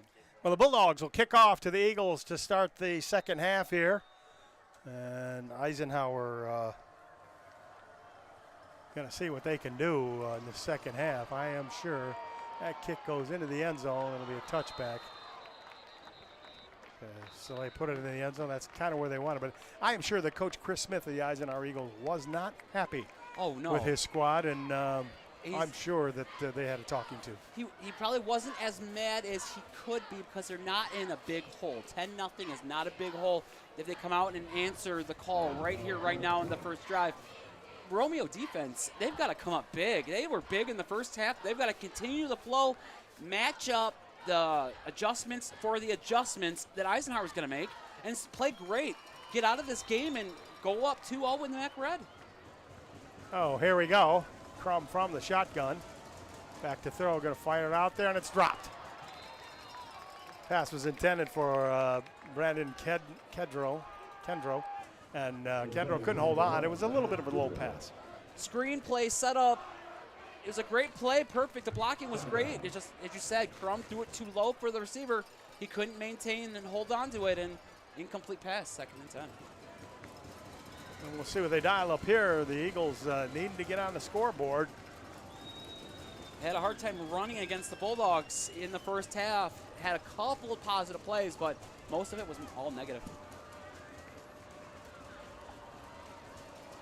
That clock did not move on the first down. There's a reverse. Hayden Bill's coming around the side, but he's going to be stopped there. Nice play by number 24, Darren Miller, and then Victor Earl was there to clean it up, but Hayden Bills looked like he was going to have a lot of room. Didn't really have it. The speed of the Bulldog defense perfectly planned, got there in time, only allowed about 4 yards on that, so facing a 3rd and 6. Got to watch the pass plays here. They're not going to run it again because the running game has not been doing well. Watch pass out into the flat or pass on the strong side, single receiver each side. So they actually got twins left now. Crum with the ball. He's going to roll to his left. Looks over the side, got a man out there, and I don't know, did he catch it? It looks like a, what do they say, a tie. What are they going to call? They're both fighting for it. And I believe Eisenhower came up with it. And the fighting for that football was your buddy Brady's. Xavier Ruja. But he did not win that battle. He did not. He tried to time it perfectly to steal that ball away from the Eagle, but the Eagle dug in his claws, and he got it for a 1st down for Eisenhower. 1st and 10, Eagles on their own 35. Crum fires it out there. Somebody missed an assignment, or it wasn't where they were supposed to be. Goes incomplete. It'll be 2nd down and 10. That could have been tipped by a Bulldog. That they jumped in the play and the ball sailed high and away. So great job by the Bulldog defense on the pass plays. Looks like Eisenhower's going to start with the pass attack in this half. Try to get it going and get the offense going. 2nd and 10. Ball on the 30. Well, they call it the 34 of Eisenhower. Crum again in the shotgun. Blitz coming. And they are coming. Look out. He gets away from him. He's going to throw it downfield. Down there and going for it was, oh, man, that was a dangerous throw. Just a little bit. It looked like Alex Kelly may have had a chance at that for Romeo. And it's going to be 3rd down. Boy, he winged it out there in a big crowd. He did. He was in danger early. The blitz came from the left and in the middle, and he had to roll out to the left, and he had nothing going on, and he threw it away. Dangerous territory. Bulldogs now facing a 3rd and 10 for the Eisenhower Eagles offense. And we'll see what Joe Youngblood dials up, the offensive coordinator for the Eisenhower Eagles. We'll see what he has his boys running here. Romeo backs off. Here they come again on the blitz. They're chasing Crum. He's got to get rid of it. He does throw it, and it's picked off. Nice Looks like job. Foster again. It is. Talk about ball hawking. They're still fighting for it. Well, Foster touched it first. Foster did touch it first. They're going to give it to Foster. It is his 2nd interception of the day. Darian Foster picks it off. He did the perfect job of reading it. Crum once again flung it into the air, trying to find the open receiver. Foster read it perfectly, picked it off, and it's Romeo ball. And we'll see if the Romeo Bulldogs can continue to run the football a little bit, take some time off that clock, and punch it into the end zone. 1st and 10 from the Eisenhower 48-yard line. Caden Burrows in the backfield in the shotgun with Victor Earl behind him. Well, now he moves to the side.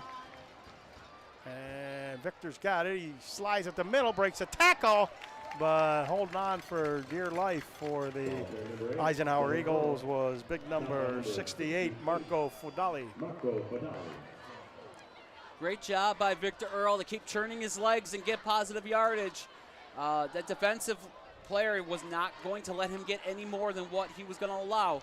But it's still positive yards and almost a 5-yard gain. He's almost averaging about 4 or 5 yards a carry. The super sophomore Brody Myers in, and you see DJ Phillips going to come in motion. He's all on the right side with Victor Earl in the backfield.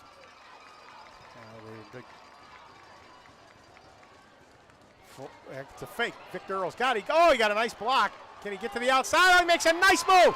Caden Burrow turning it on. He's to the 10, 5, touchdown, Romeo. But wait a minute, they got some flags. The flags in the area of potential holding or maybe a legal block in the back. This might be coming back on the Bulldogs.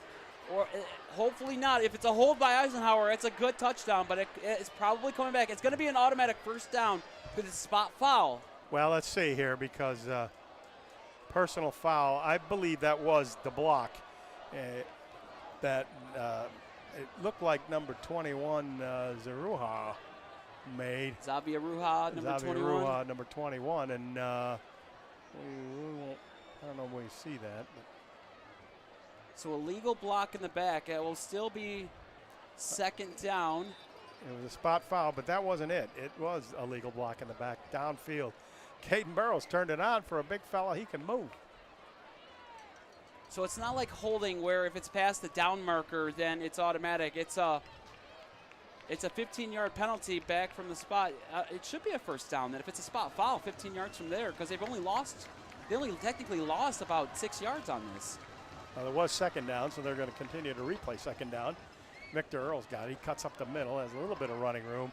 The Eagles flock to him and stop him down there, led by number 21 for Eisenhower. And that was Devin Steele. Gain of about 4 or 5. It's going to be third down, and they're going to put the ball on the 41. It's an unfortunate, of Eisenhower. unfortunate penalty taken. He was gone. Touchdown. No need to even do that block in the back. Or even so, it's a still long gain. You have first down, new set of downs. Like this unnecessary penalties that hurt you. Third, and they're calling it 7 on the scoreboard, but it looks like 8. Burrows throws it up there with 10 for his big tight end, Jake Watson, but he was rushed, and what are we going to do? I think they might go for it. No, they're going to punt it. I mean, if you punt it, you can cough and corner it and bury them deep in their own territory.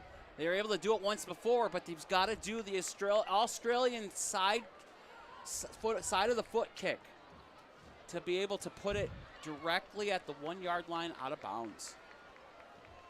And on to do the kicking is Anthony Marici. He will stand at his own 45-yard line. Let's see. Bryce Hurley, I think, is deep for Eisenhower. He does go for the corner. Hurley's going to take it back there. He called for the fair catch, lets it bounce.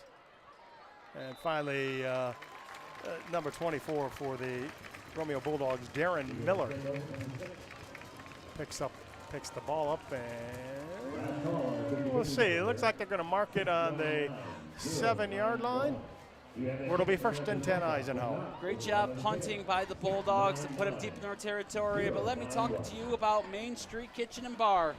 They're your go-to bar during this sports time with freshly renovated restaurant.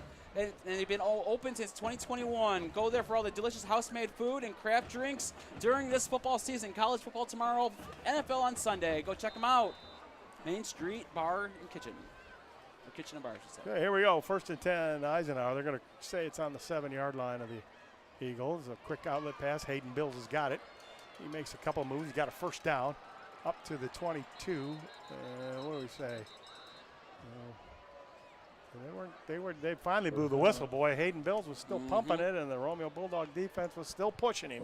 Definitely have to blow that whistle a little sooner because this is rivalry time, and it is 10-0. Eisenhower is trying to find an answer on offense against this Bulldog defense. Things are going to start getting chippy. You got to blow the whistle early, otherwise you could have a fight start because both teams want it bad. Well, you got to watch out because if Preston Crum gets hot, he can pick you apart. Yep. Cannot let him get going on offense during the pass game. Oh, it's going to be first down for the Eagles, and the ball will be on their own 23-yard line. There's 7:25 left to play here in the third quarter. Romeo leads it 10-0. Back goes Crum.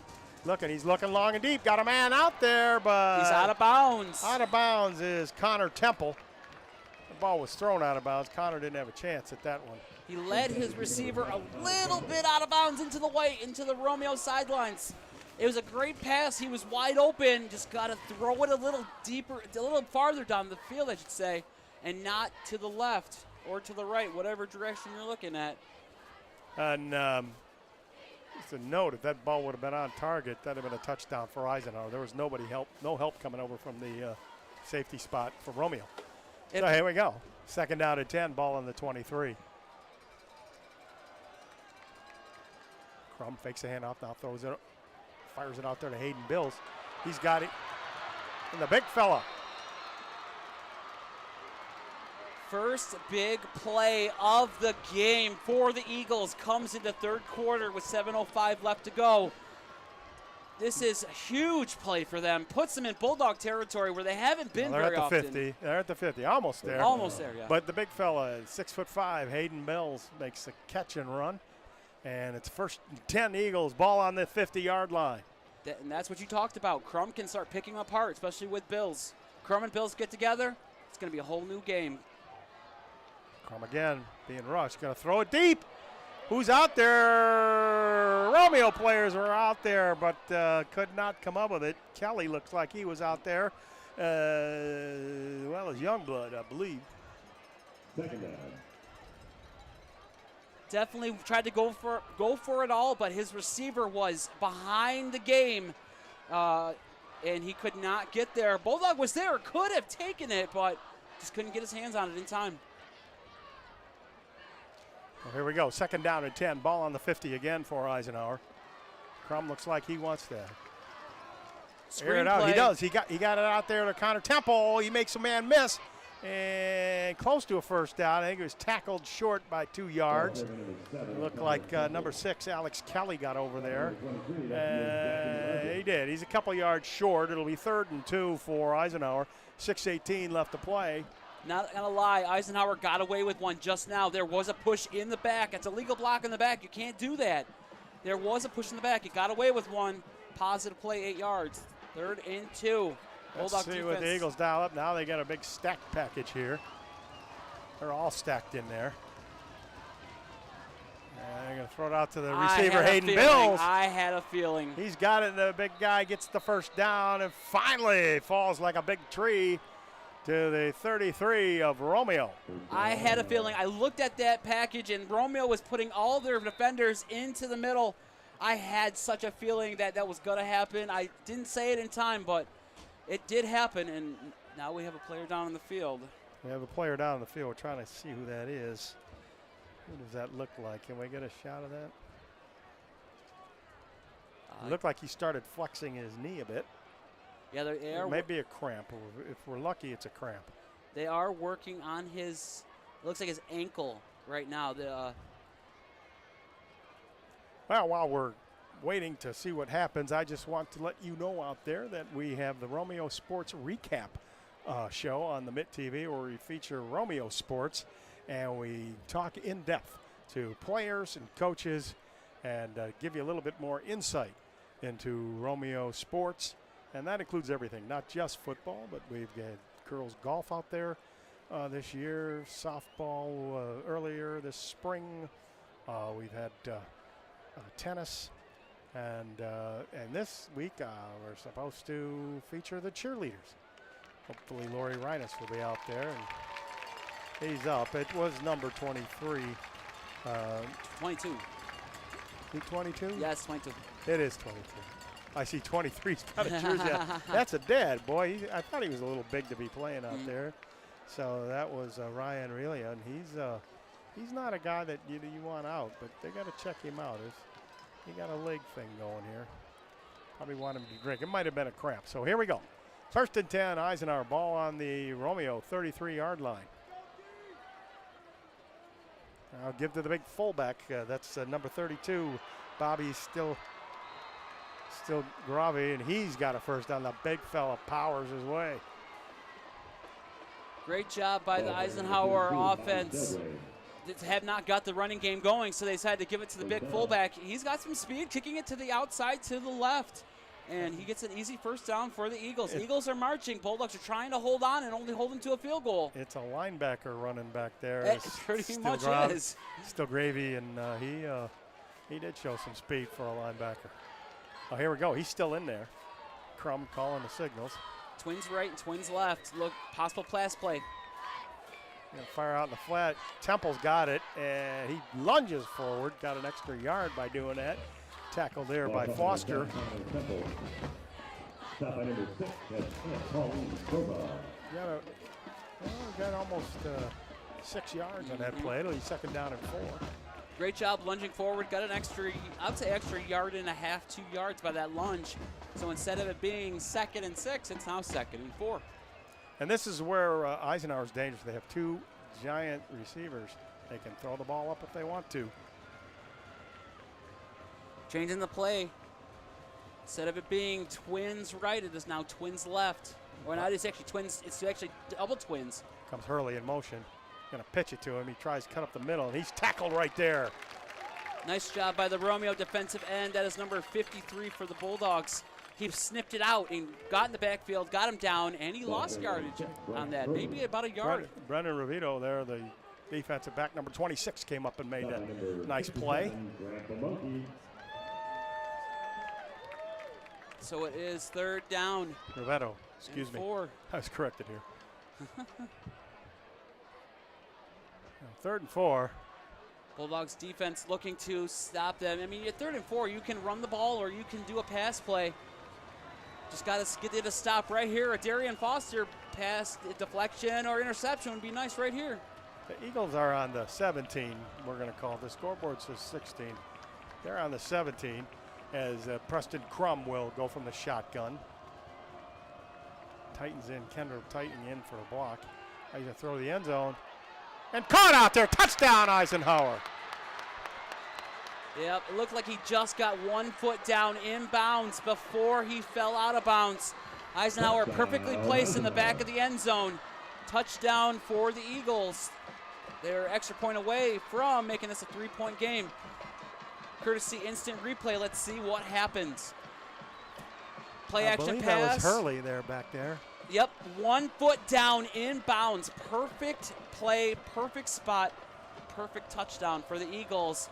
The first score for their offense. It took them until about 3 minutes left to go in the 3rd quarter to finally score some points. And the kick is up and good, and so our score with 3:08 left to play here in the 3rd quarter.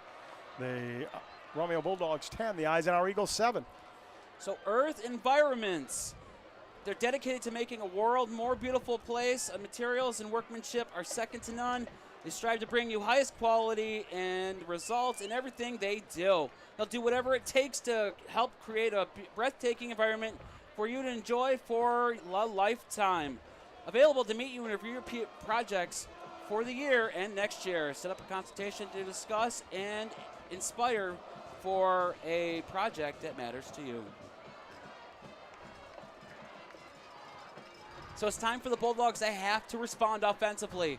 They have stopped Eisenhower pretty much all game, and Eisenhower's offense is not normally stifled. And they weren't on that drive. They did. They really marched the ball all the way down from their 7-yard line all the way down the field, and they kind of picked that secondary Romeo apart. But like you said, no pressure. They're heel, pick you apart. Yep. And here's the thing, like Oxford, they scored 20 points. Ford, they scored 55 points. And then Chippewa Valley, 31. Here it is, in the 3rd quarter of the 4th game, they've only scored 7. So it just gives you big credit to what Romeo is able to do, but Eisenhower finally found an answer. Marco Federico gets a foot into it. It's deep and in the end zone. And Romeo will take it on the 20. Be 1st and 10 for the Bulldogs, and they really need a long, sustained drive and eat some clock up and score. Yep. He thought he was out of the end zone. Once the ball hits the end zone, it's an automatic touchback. There is no running it out, so hopefully they'll be able to get, like you said, long drive, take time off the clock, and go down and score. Touchdown, I would say touchdown. At this point in time, you score a field goal, Eisenhower can come down and win the game. Touchdown puts it a 2-score game.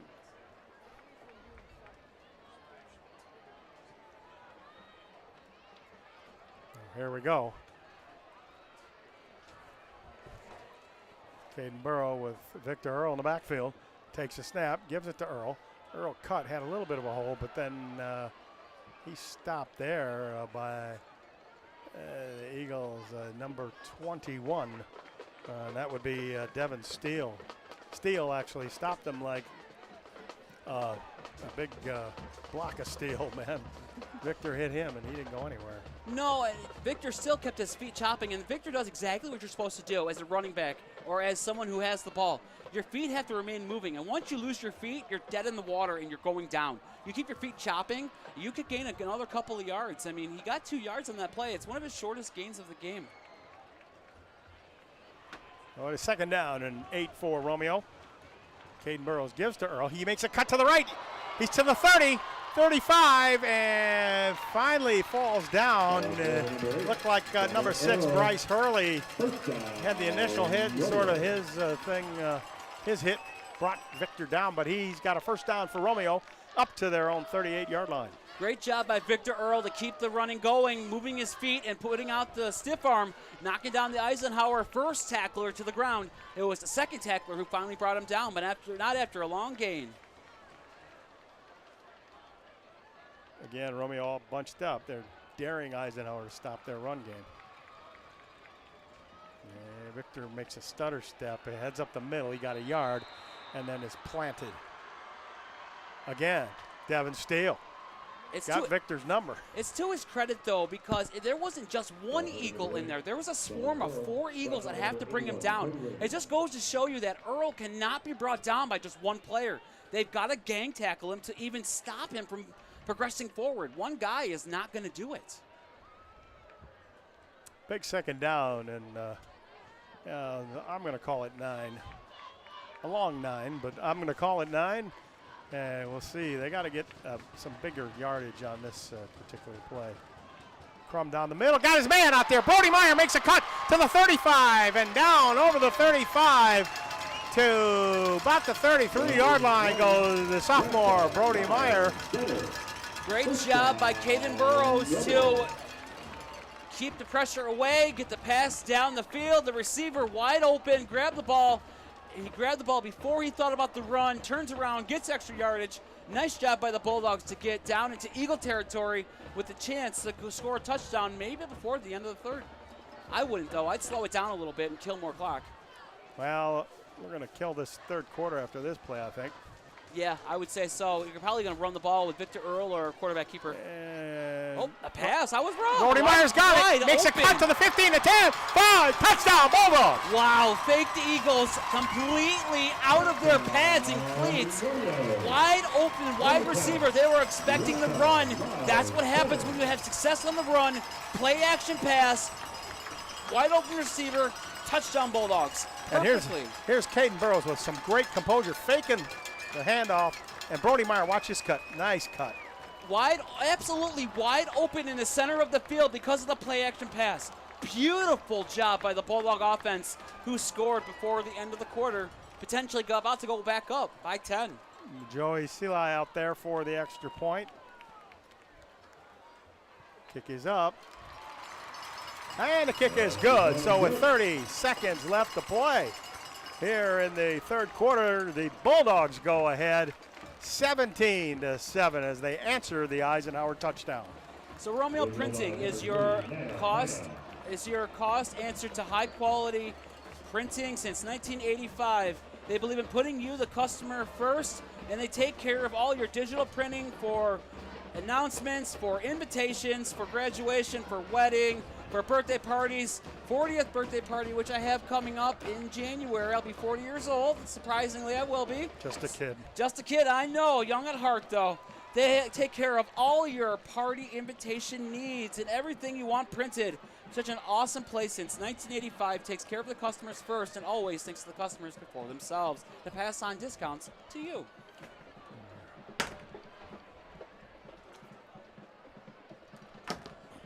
So Bulldogs about to kick off after that great touchdown score. And let me tell you, as I read before, Eisenhower is known for scoring a lot of points. So if the Bulldogs defense can stifle them and keep them down, the Bulldogs are going to be first place, or possibly tied for first place in the MAC Red. Big fullback, look out. And a good play.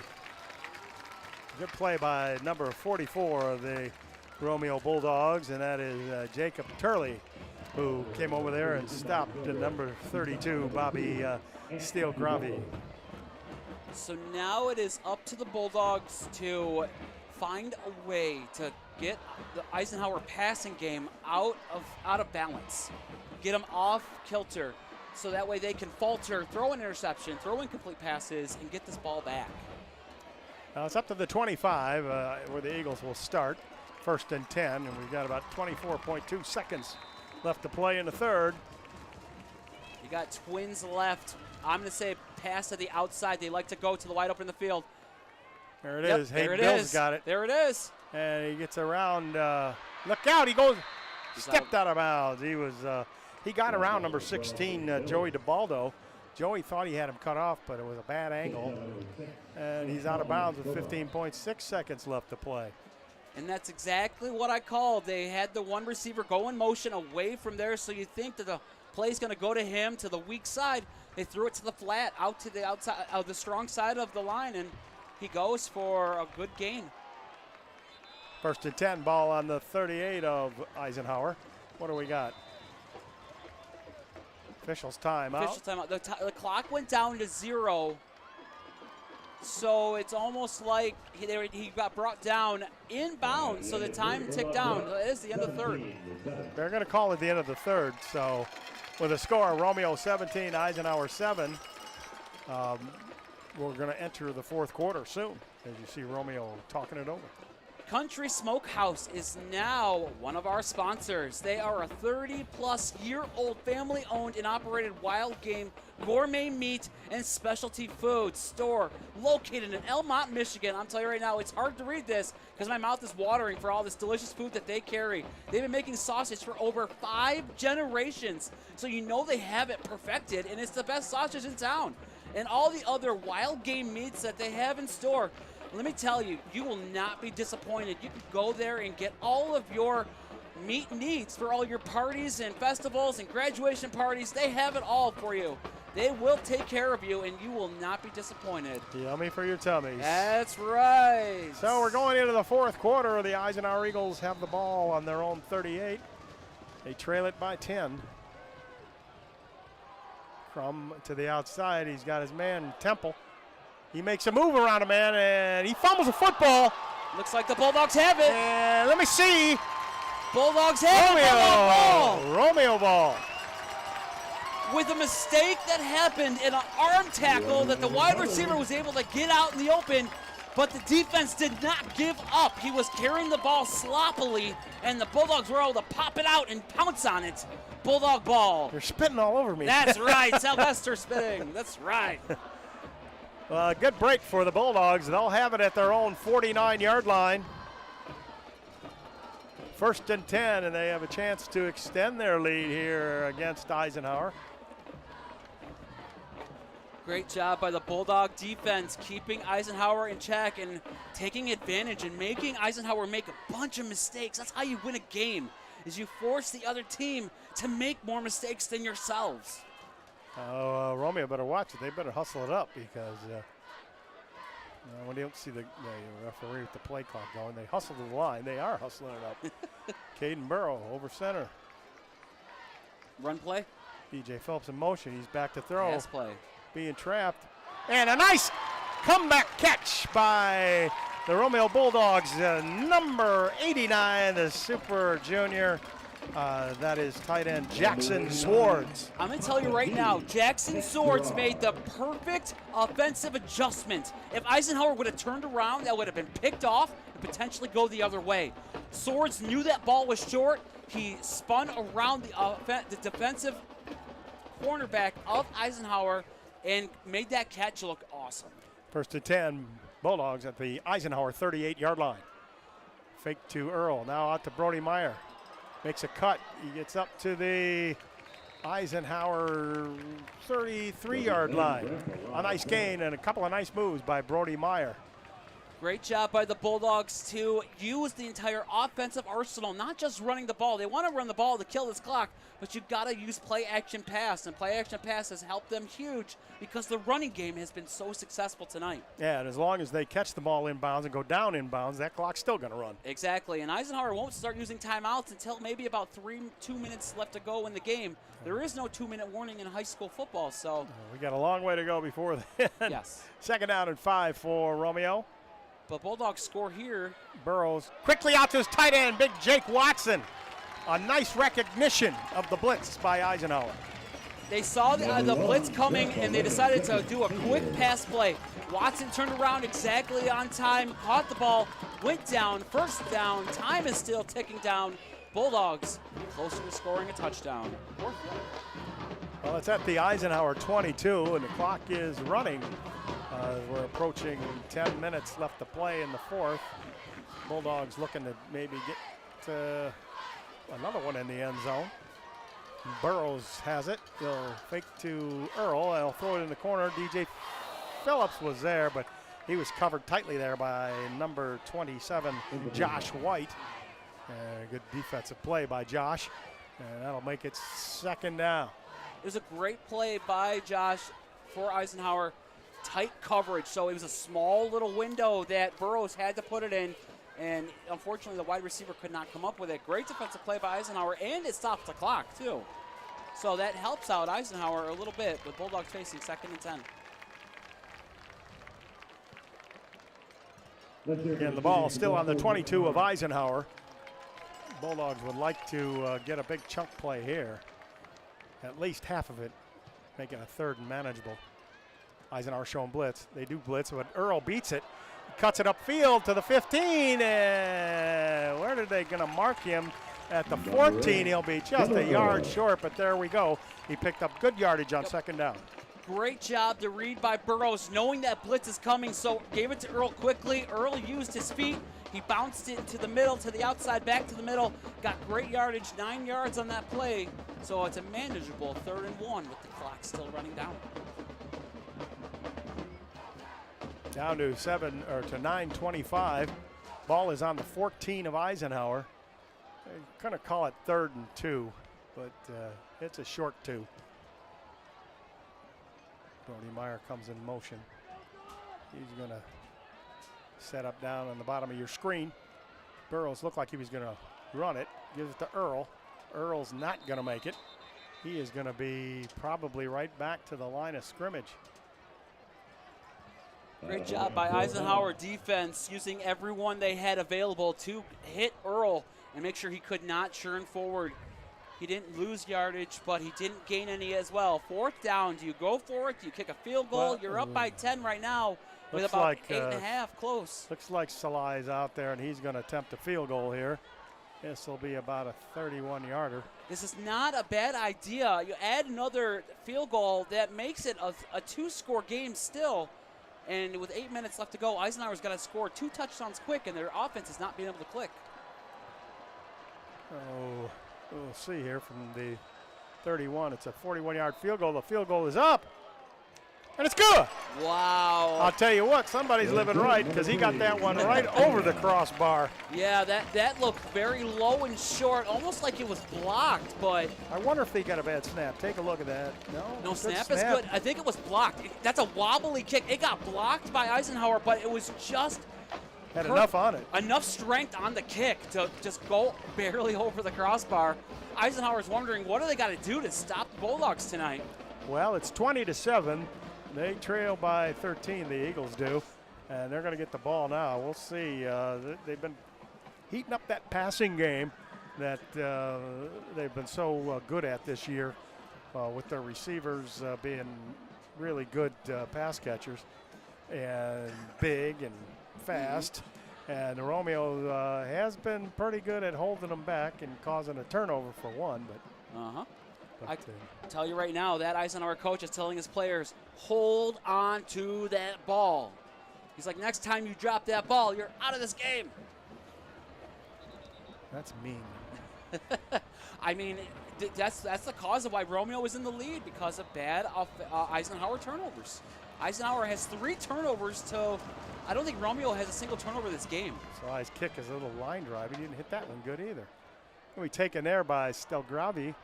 He runs through a bunch of guys, finally hit there by Romeo's number 44, Jacob Turley. But not before he gets up to, looks like the 30-yard line. And that'll be 1st and 10 for the Eagles right there with 8:10 left to play in the ball game. Bulldogs looking to keep their defense in prime shape so they could stop the Eagles again, like they've done every single time except for one. Only one time that I have. Comes a blitz. It's picked up. Crum out there. He got his man. A nice catch out there by Kendro. And he gets extra yardage after the catch. And out to the 38. Now they're saying the clock should run. I don't. Well, maybe he got tackled inbound. Or they called forward progress. I think it was forward progress because they had a couple guys on him. So forward progress. Time is taken away. 2nd and 2 for Eisenhower. And there's a handoff there to Kamari Charles. He turns a corner, and he's got the first down. A nice run by Kamari. Tackled there by number 6, Alex Kelly. Looks like Eagles might be in the hurry-up offense. Not letting the Bulldogs have time to substitute. The subs clock is running. It's running. And we're under 7:30, so. Needing 2 touchdowns to win the game, so they've got to score quick and they get the ball back quick.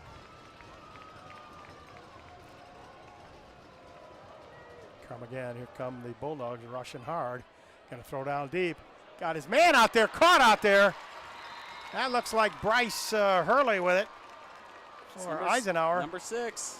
He is down to the Romeo 30 or 29-yard line. Big chunk play by the Eisenhower Eagles. Great job seeing the wide open receiver, got behind the Bulldog defense. Bulldogs in zone coverage, caught the ball. 1st down for Eagles. Crum again, back to throw. Being rushed. Thought about coming up the middle. They're going to fire it in the middle. Oh, and it's caught out there. Nice catch by Connor Temple. And he's down to the Romeo 3-yard line. It was a perfect play for the Eagles. He caught the ball on the run, too, so he could go down. Great stop by the Bulldogs to make sure it wasn't a touchdown, but the Eagles are within striking range very quickly. Pressure on the Eisenhower quarterback is causing all this. That's right. So our Romeo's next home game, so our next broadcast is in a week from tonight. They face Anchor Bay here at home. Then they're going to go away for 2 more on 9/29. They're at Dakota, and 10/6 they're at Chippewa Valley. And then finally they're home for the last 2 games of the season. Homecoming against Grosse Pointe South, and then the last game of the season is 10/20 against Grand Blanc. Yeah, we want you to join us next week. If you can't be out to the ball game, join us here on the Mitt TV. You're already doing that right now, but we hope to provide you with some great coverage here. That's right. So the Romeo Bulldogs going to have to make a stop here. They made a big stop last week in double overtime against the Stevenson Titans. It was 4th and 1. And we'll see. They got the big fullback out there. Is he out there? I think he is. If I were to guess, I would say play action. No, he's pass. not. Play action pass to Connor Temple in the middle, in the back middle of the end zone. Charles is in. That's what they're going to try to go for. From throwing the fade up deep, and good coverage there. Out there by Foster. He was right in front. He was almost like a basketball player where he was in front of the receiving person. And technically he does play varsity basketball for us here at Romeo. So that is a very good analogy. Almost like the receiver ran the wrong route too, because they threw it to the back corner of the end zone. And the receiver didn't cut the slant route to that side. So it's almost like the receiver and the quarterback were not on the same page for that play. So here we go. 2nd down and goal from the 3. We'll see what the Eagles dial up here. Give it to Charles. He will not be denied. Touchdown, Eisenhower. He got hit really quickly by the Bulldogs. He's able to get out of it by turning his feet and cutting it to the right. Eisenhower Bulldogs, Charles with the touchdown. They now trail the Bulldogs by 7 with the upcoming extra point. Here's the kicker. You're down by 7. Do you try to go for 2 and cut it to 6 and you score a touchdown and an extra point and win? Or do you go for the extra point as they're lining up for the Well, extra they're point? going to kick the extra point if they get it. Federico gets it here. They will just need a touchdown extra point to win. Yep. Kick is up. And the kick is good. So with 6:22 left to play here in the fourth quarter, Romeo Bulldogs hanging on here to a 20-14 lead. Here's the key right here. It is not time to play the passive game. You've got to still be aggressive. Run the ball, kill the clock, but make sure you still are able to pass too. And don't make it obvious you're passing because you want first downs. If you don't get first downs, Eisenhower gets the ball back with 3 timeouts, the ability to go down, and a touchdown and an extra point wins the game. A touchdown ties it, extra point wins it. Yeah, well, here's the kicker. Romeo doesn't have to get a touchdown. They just got to get it close enough for Joey to kick a field goal, Exactly. and that puts Eisenhower behind the 8 ball again. So you don't have to be cute. You don't have to just run the ball and be passive. Literally, just play the game you've been playing all game long. You don't have to do anything different. Just play your game, kill this clock like you have all game, and win it and get out of here. Now we'll see here. Rocco Federico will kick it in the end zone, or will he squiver up there? I'd be surprised if he didn't kick it straight up, not give the Bulldogs good yardage. Well, he got the foot into that one. It's just a line drive. Oh, it's taken there by the Bulldogs, number 16, Joey DiBaldo. Makes a couple moves, makes a man miss. He's to the 45-yard line. I saw him break one open at Roseville and take it all the way for a touchdown. That is not the smartest play by Eisenhower to kick it to him. They tried to kick it to him on a line drive. Yeah, you kick it to him on a line drive, he picks it off at the 1, and he's already at the 46-yard line, or even more, 49, 50, about the 48-yard line. Maybe 47, we'll say 47. That is a 46-yard return because you did not keep it away from him. He's a dangerous asset the Bulldogs have, and Eisenhower You're holding on to your cord for dear life. I am. Can I get you some worry beads? Here we go. Hand off to Victor Earl. Goes up the middle. Maybe got a couple of yards. Steele was there to sort of hog tie him and bring him down. And a nice tackle by Devin Steele. Yep. Got a couple yards. 2nd down and 8 for Romeo. Ball is on the 49-yard line. Their own 49. 5:50 left to play here in the ball game. 2-yard play. Your next running play, you have to get at least 4 yards. And it makes it a more manageable 3rd down. If you are going to go with the run and kill this clock, about 5:40 left to go in this game. Bulldogs control the clock and they're out of here with a win. Give this back to Eisenhower, and you could be losing this game by 1. Now Burrow from the shotgun. Gets it back there, gives it to Victor. Oh, Victor cuts it up. Got a couple yards, forges forward into Eisenhower territory to about the 47, past the 47. So they got exactly what I said they needed. Another 4 yards, so they got 5 yards on that. So a 3rd and 3 upcoming. You've got to get this first down right here, right now, to extend this and kill another 2 minutes off this clock. Maybe and more. Victor forged ahead there. It's 3rd and 3. It's under 5 minutes left to play. Let's see what they do here. Play action pass. Play action pass and give it to your big tight end. They're all bunched in the box there for Eisenhower on defense. Oh, they jumped. They jumped, and the Bulldogs get a free first down. Yeah, it was a crucial mistake by the Eisenhower Eagles. It was a hard count. Caden Burrows, hard count. I heard it all the way up here in the booth. And he drew them Eagles offsides. I thought he was yodeling there for a minute there. He could have been. Could have yodeled back to him. Could have been the Bulldog yodel. But the Eagles flew offsides, and is first down for the Bulldogs.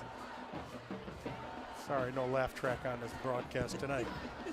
Oh, here we go. First down for Eisenhower. Ball's on the Eagle 41. Now your playbook is open to anything. Blitz coming. Earl gets by the first blitzer, but not by number 4, Sammy Agnello. He's dropped for only a 1-yard gain. That's not a bad thing, especially since the time is ticking down and you're closer to the field goal kicker's range. He has put in a 41-yarder, so about maybe 5, 6, maybe 7 more yards, and he's in field goal range to put it into a 2-score game, or it would be a 2-score game because it'd be up by 9. Again, Eisenhower bunching up there in the box. Fake to Earl. Smart. Give to the tight end, the big tight end there, Jackson Swartz, but he goes nowhere. He maybe got a yard at the most, and he's down. It was a smart play by the Romeo Bulldogs to do a play-action pass, but the Eagles read it perfectly, and it looked like he didn't gain anything at all. It's going to remain 3rd and 9. Fell awkwardly there on that tackle, sort of flipped around and flipped around. He was grabbing his knee, and I don't like to see that. That's not a good sign at all.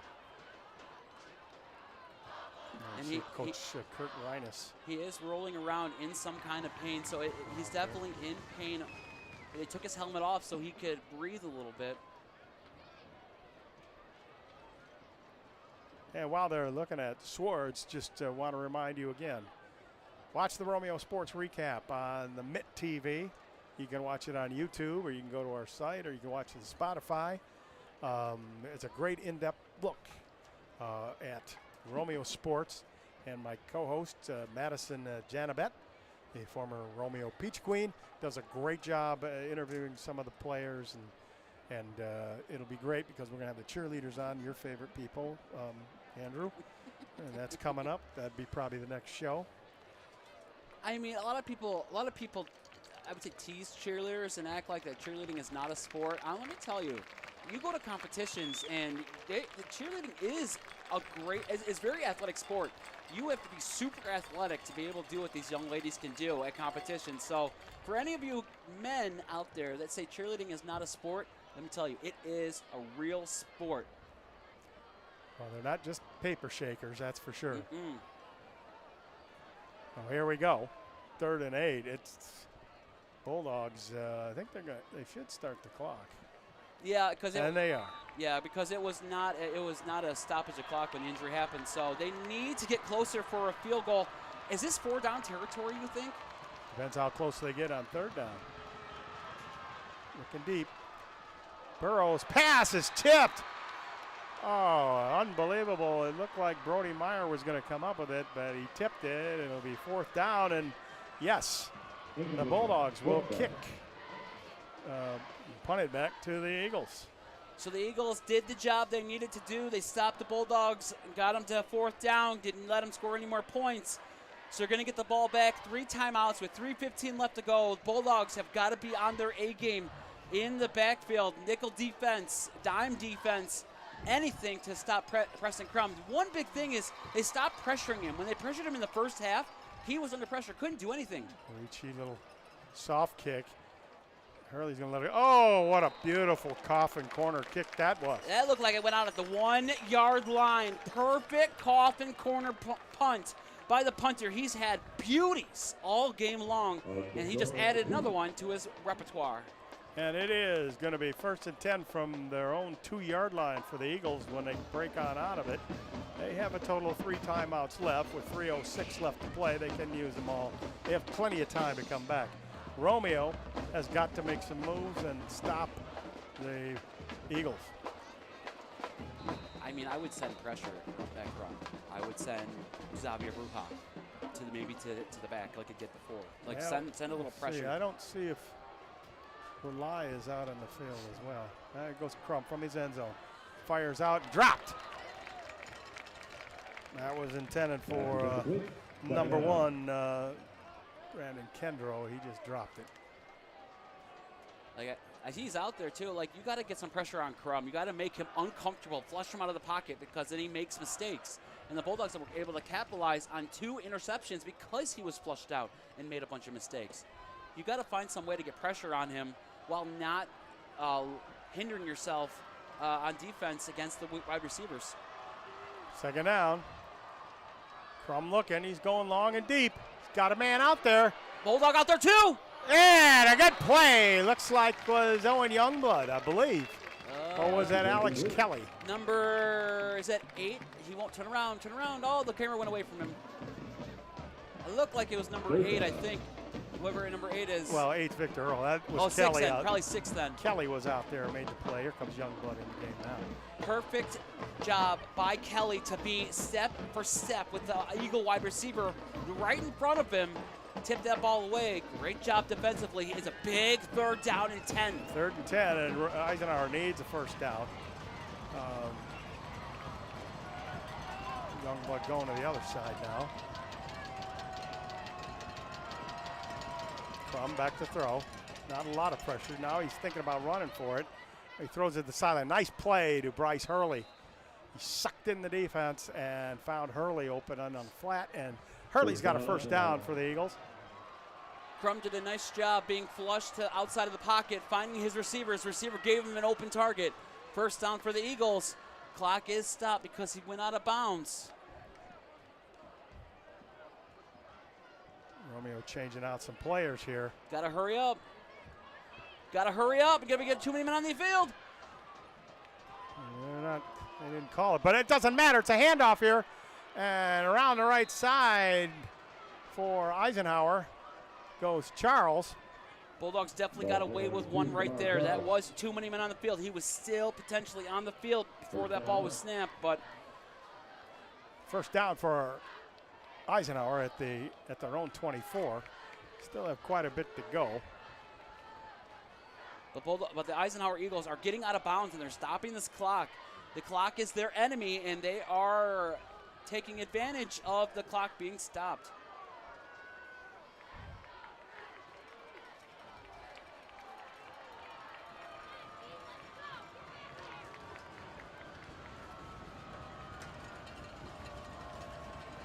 Crum back to throw. Gonna go long and deep. Got a man out there. Oh, and number 33 for the Romeo Bulldogs was out there. That is Joey Badalamenti. If he would have turned around and located the ball, he potentially had a chance at an interception, and it wouldn't have been a game interception, but it would have been a long day at the office for the Eagles. So it's 2nd down and 10. The ball is on their own 24.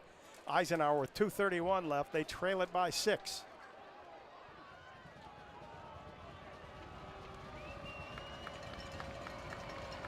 That goes Crum to throw, being rushed. Fires over to the sidelines, incomplete. And there's a flag out there. Looked like they say Foster was pushed him down, and so it'll be pass interference. I want to go to the replay on that one. I don't know if he had his back arm around, his arm around his back. He might have tried to hook him.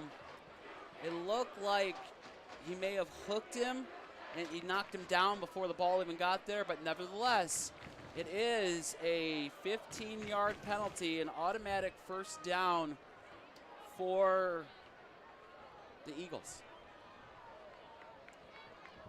A big penalty it is. It'll take the ball all the way up to the Eagle 38-yard line, where it'll be 1st and 10, Eisenhower. Now's not the time for mistakes and penalties, Bulldogs. You've got to stay controlled and play smart.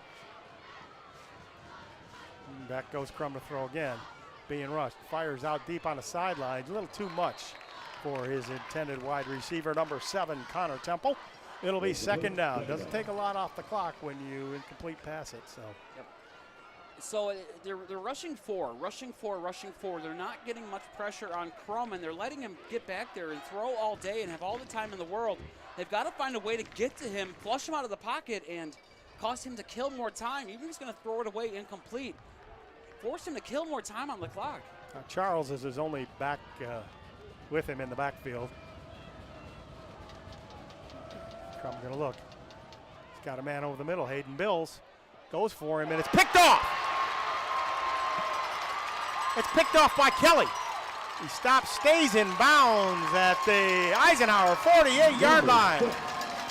Number 6, Alex Kelly, played center field out there and picked that ball off for the Bulldogs. Crum has been overthrowing his receivers all game long. It was just bound to happen that a Bulldog was going to be there. They've been reading the offense, and they've been feeding the offense. They've been feeding the defense, reading the defense, and the offensive player was just out of place, and Crum overthrew him.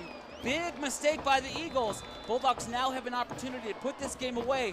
It's going to take at least 2 first downs to finish this off. Well, they're going to mark it at the Eagle 47-yard line. And so that's where Romeo will take over. Victor Earl in the backfield. Caden Burrow looking over the defense. Earl's got it. He's going to run forward, keep pushing, and they're going to say his forward progress was to the Eagle 43-yard line, where Eisenhower will now call timeout with 1:57 left to play in this ball game, and they have 2 timeouts left, I believe. So the big thing right now is the Bulldogs got 4 yards. That's what you need. You need big run plays for 4 and 5 yards every single time. It's going to force them to use their timeouts. You're going to get a first down potentially on this play. I wouldn't do it, though. I'd rather you go maybe 4 more yards, then get a first down. They use 2 more timeouts, use 3 timeouts, and their timeouts are all gone. And we also want to remind you, folks, that you can watch next week's game on the Mitt if you're watching it right now on the Mitt. But Anchor Bay's coming in here. Yes, they are. And they play everybody tough because Michael Giannone is over there, the former state champ winning head coach of Dakota. Yep. So they are a fierce group out there to reckon with. So. Yep. And they're wanting, they'll come in and they want to spoil anyone who's trying to win the MAC Red. Romeo wins, and they're going to go to 2-0 in the MAC Red. Either sole first place if Dakota goes down, or they could be tie with Dakota 2-0. Here it is, 2nd and 6. Bulldogs do not want to give it back to Victor, trying to get outside, and finally he's fallen upon by big number 81 Cody Raymond, the middle linebacker, a 6'4", 215-pound middle linebacker. Reminds me of Jack Lambert. The Pittsburgh Steelers of championship years for them. It only took about 6 seconds off the clock. Eisenhower calls another timeout. They only have 1 left. They got about a yard or 2 on this play. I would say about a yard, maybe a yard and a half. And that's fine. That's perfect. A 3rd and 5. Now here's where you need to get the first down. Get the first down. Eisenhower has to use that last timeout. They're out of timeouts. And then you can run it to victory because you'll have the coaches on the sideline with the clocks on their wrist, watching the clock to count off the game clock, not the game clock, but the play clock. That's it, the play clock, so you kill as much time as humanly possible. As Romeo comes to the line with 1:51 to play, there's be a big first down, and Eisenhower only having 1 timeout left. So they're going to need to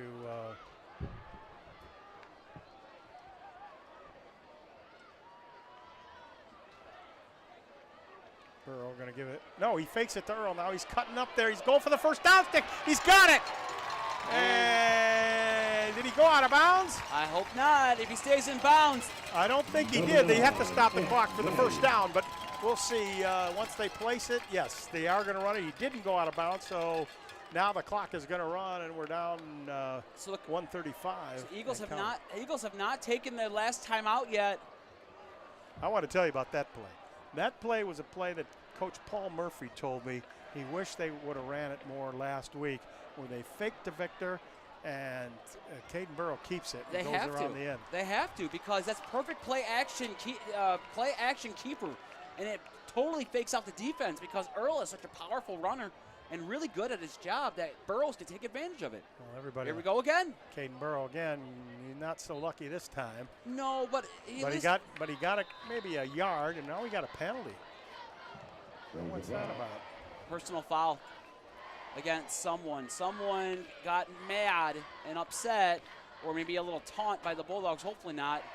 We got a dead ball, personal foul against the Eagles. Well, that's the killer for Eisenhower. Eagles, they just lost their cool. They're about to lose this game, and they just lost their cool, and it's going to cost them even more. So Bulldogs are going to be able to put this away, and Eagles aren't going to be able to do anything, and the Bulldogs are going to walk away being 2-0 in the MAC Red, 2-2 overall.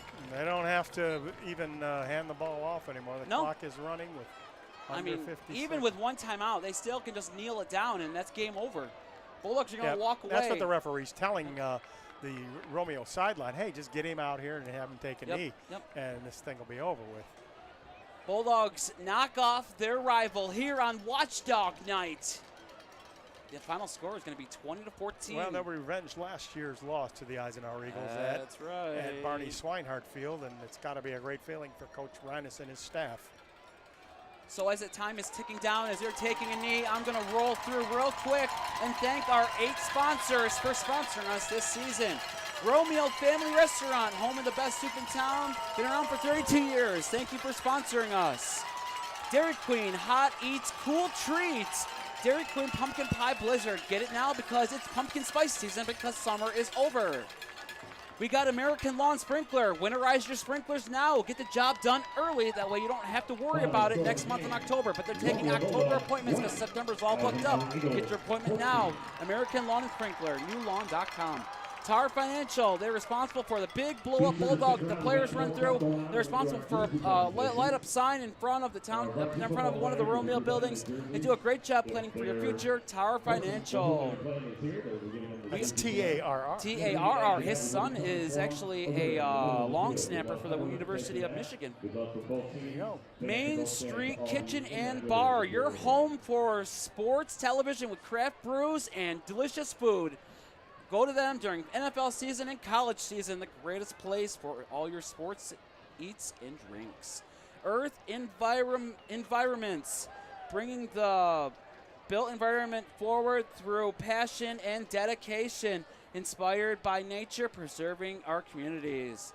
Romeo Printing, printing whatever you need since 1985, whether it be invitations to your birthday, to your wedding, to your graduation party, to whatever you need printed. They do a great job printing and put the customer first to pass the savings on to you since 1985. And last, but certainly not least, we have Country Smokehouse, the greatest place that has been making sausage over 5 generations, been around for 30 plus years, over 220 award-winning products made in-house. They're available to ship not just around Romeo, not just around Elmont, around the state, but nationwide. Share it with your entire family around the country. Check them out, and you won't be disappointed, I promise you. And the Romeo Bulldogs come back to even their record, and you've got to say that the comeback player this week is quarterback Caden Burrow. Yeah. He had a rough game against Stevenson until the very end, and he came back and made some big plays, some key runs, and some key throws. And also, we saw sophomore Brody Meyer make an impact, as well as the rest of the Romeo Bulldog defense. Early, they were unpassable, unbeatable. And as I said earlier, you see Eisenhower scored 14 points. If you look earlier in the year, they had 20 points, 55 points, 31 points. This is their lowest points scored the entire year. That says a lot about this Bulldog defense. They have stepped up from their past 3 games where they got down early and had to fight back. They took control, took the lead, kept control, and did not let go of this game. And it's good to see the players out there from both teams as they pray a little bit together. I think that's an important thing to see out there as the young men. This is only a game. This isn't real life stuff. This is just a game, and the real life stuff is what they're praying for now. Hey, we want to thank all our sponsors, and to you, Andrew Welch, thanks for joining us, all our camera crew. I'm Tim Meyer saying we'll see you next time on the Mitt TV. The final score, the Romeo Bulldogs 20, the Eisenhower Eagles 14. Once again, I'd like to ask anyone to be involved with our ribbons, which we're doing over field in just a few minutes. I'd like to thank everyone for participating today. We really appreciate your support with our WatchDog game.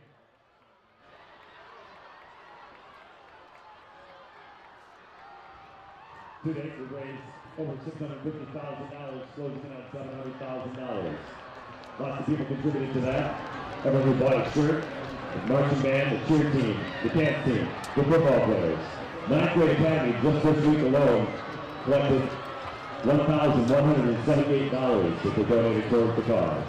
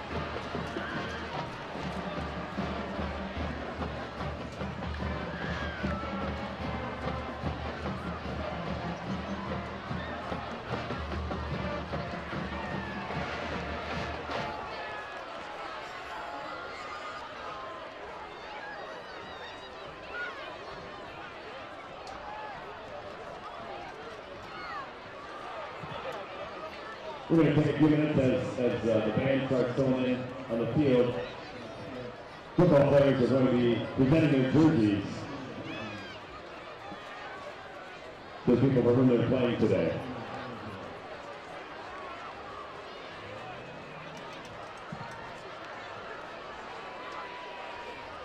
As they are presenting those jerseys, we have soloist Taylor Sack to sing a special song.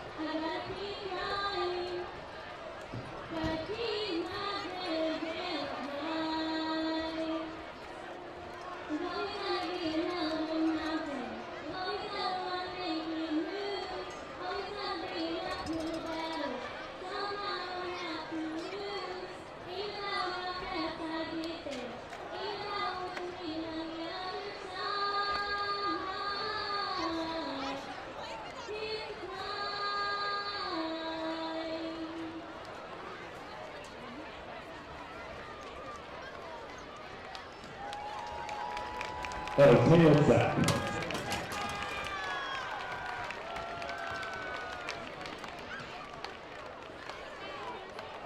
All right, the marching band has started our ribbon out on the field.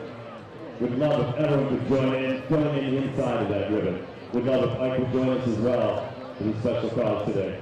Everybody out there, please, go in between the band members.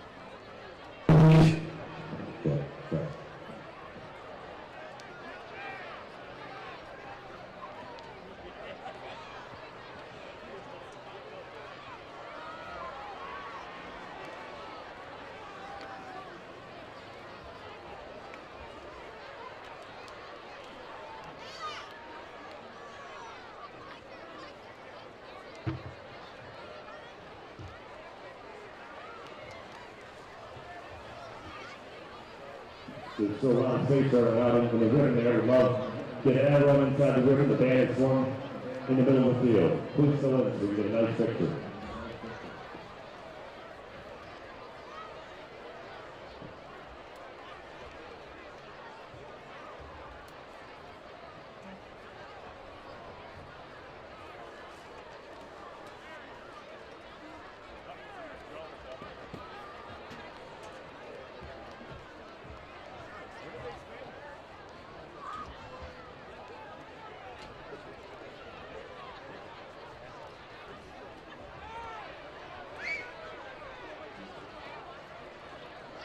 Everyone on the field, please start heading over into the ribbon that the band is formed in the center of the field.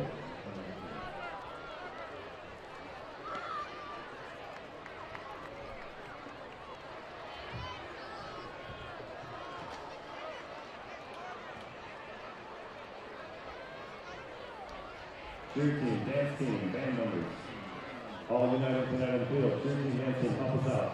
Start corralling some people out into the middle of the field there, into the ribbon.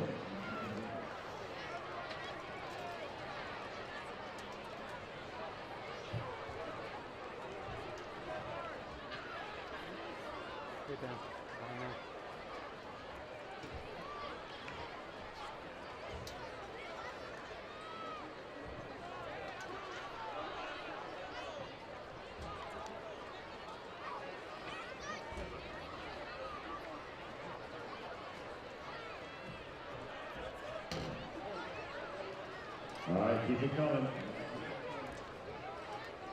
Keep it coming. I see people starting to fill in. Got a lot more to go on the far side of the ribbon. Keep walking, filling in that ribbon, please.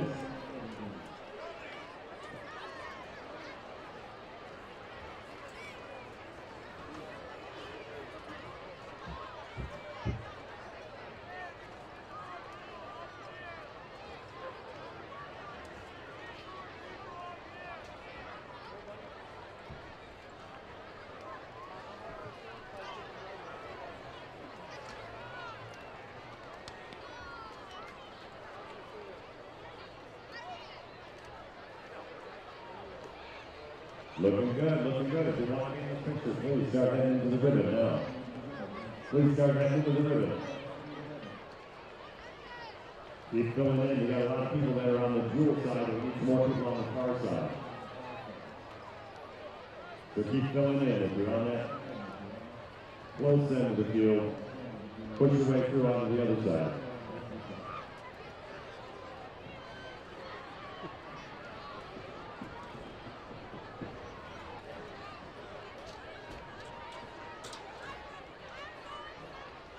People who like ribbons.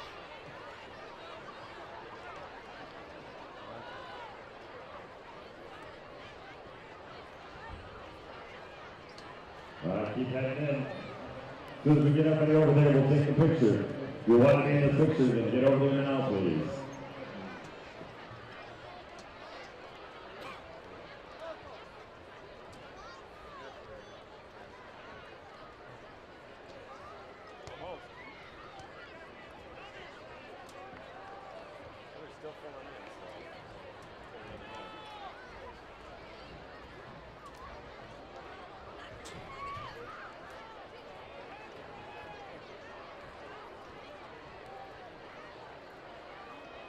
There's still a lot of people that are in the center of the field that need to get a little tighter into the ribbon, please.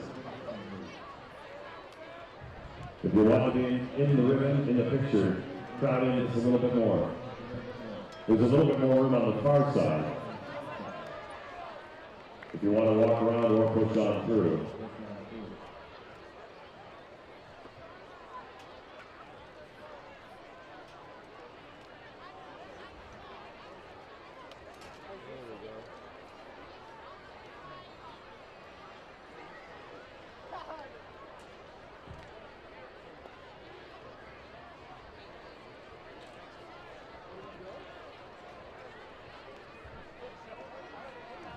Push on in if you're down around the 30 to 40 yard line there. Right now it looks like a really wonky ribbon. So keep pushing on in. Get in there, it's getting closer.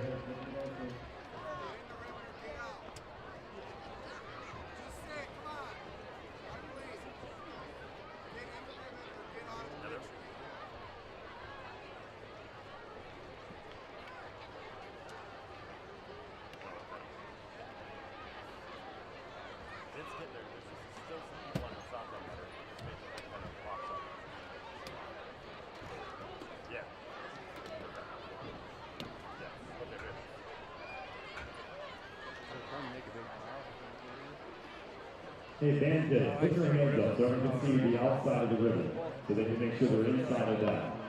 If you're on the outside of the bandit, then push your way in a little bit more.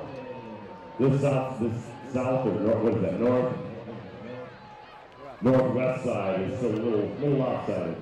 Taylor, that's the side. Push those people in.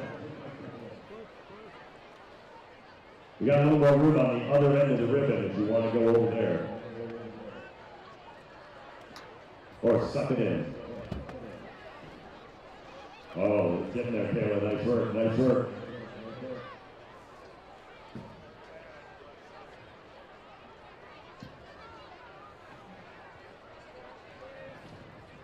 We can airbrush those other people out of there, right?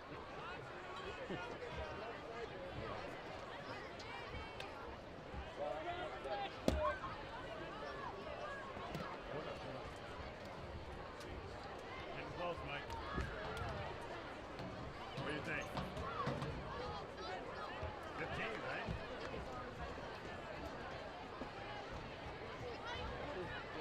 All right, I think we're almost ready. How about I count it down? If you want to be in the ribbon, get there in 5, 4, 3, 2, and 1. Smile. One more, one more. One more, there's a kid in the back there that wasn't smiling. Thank you so much for participating in this tonight. We hope you had a great time.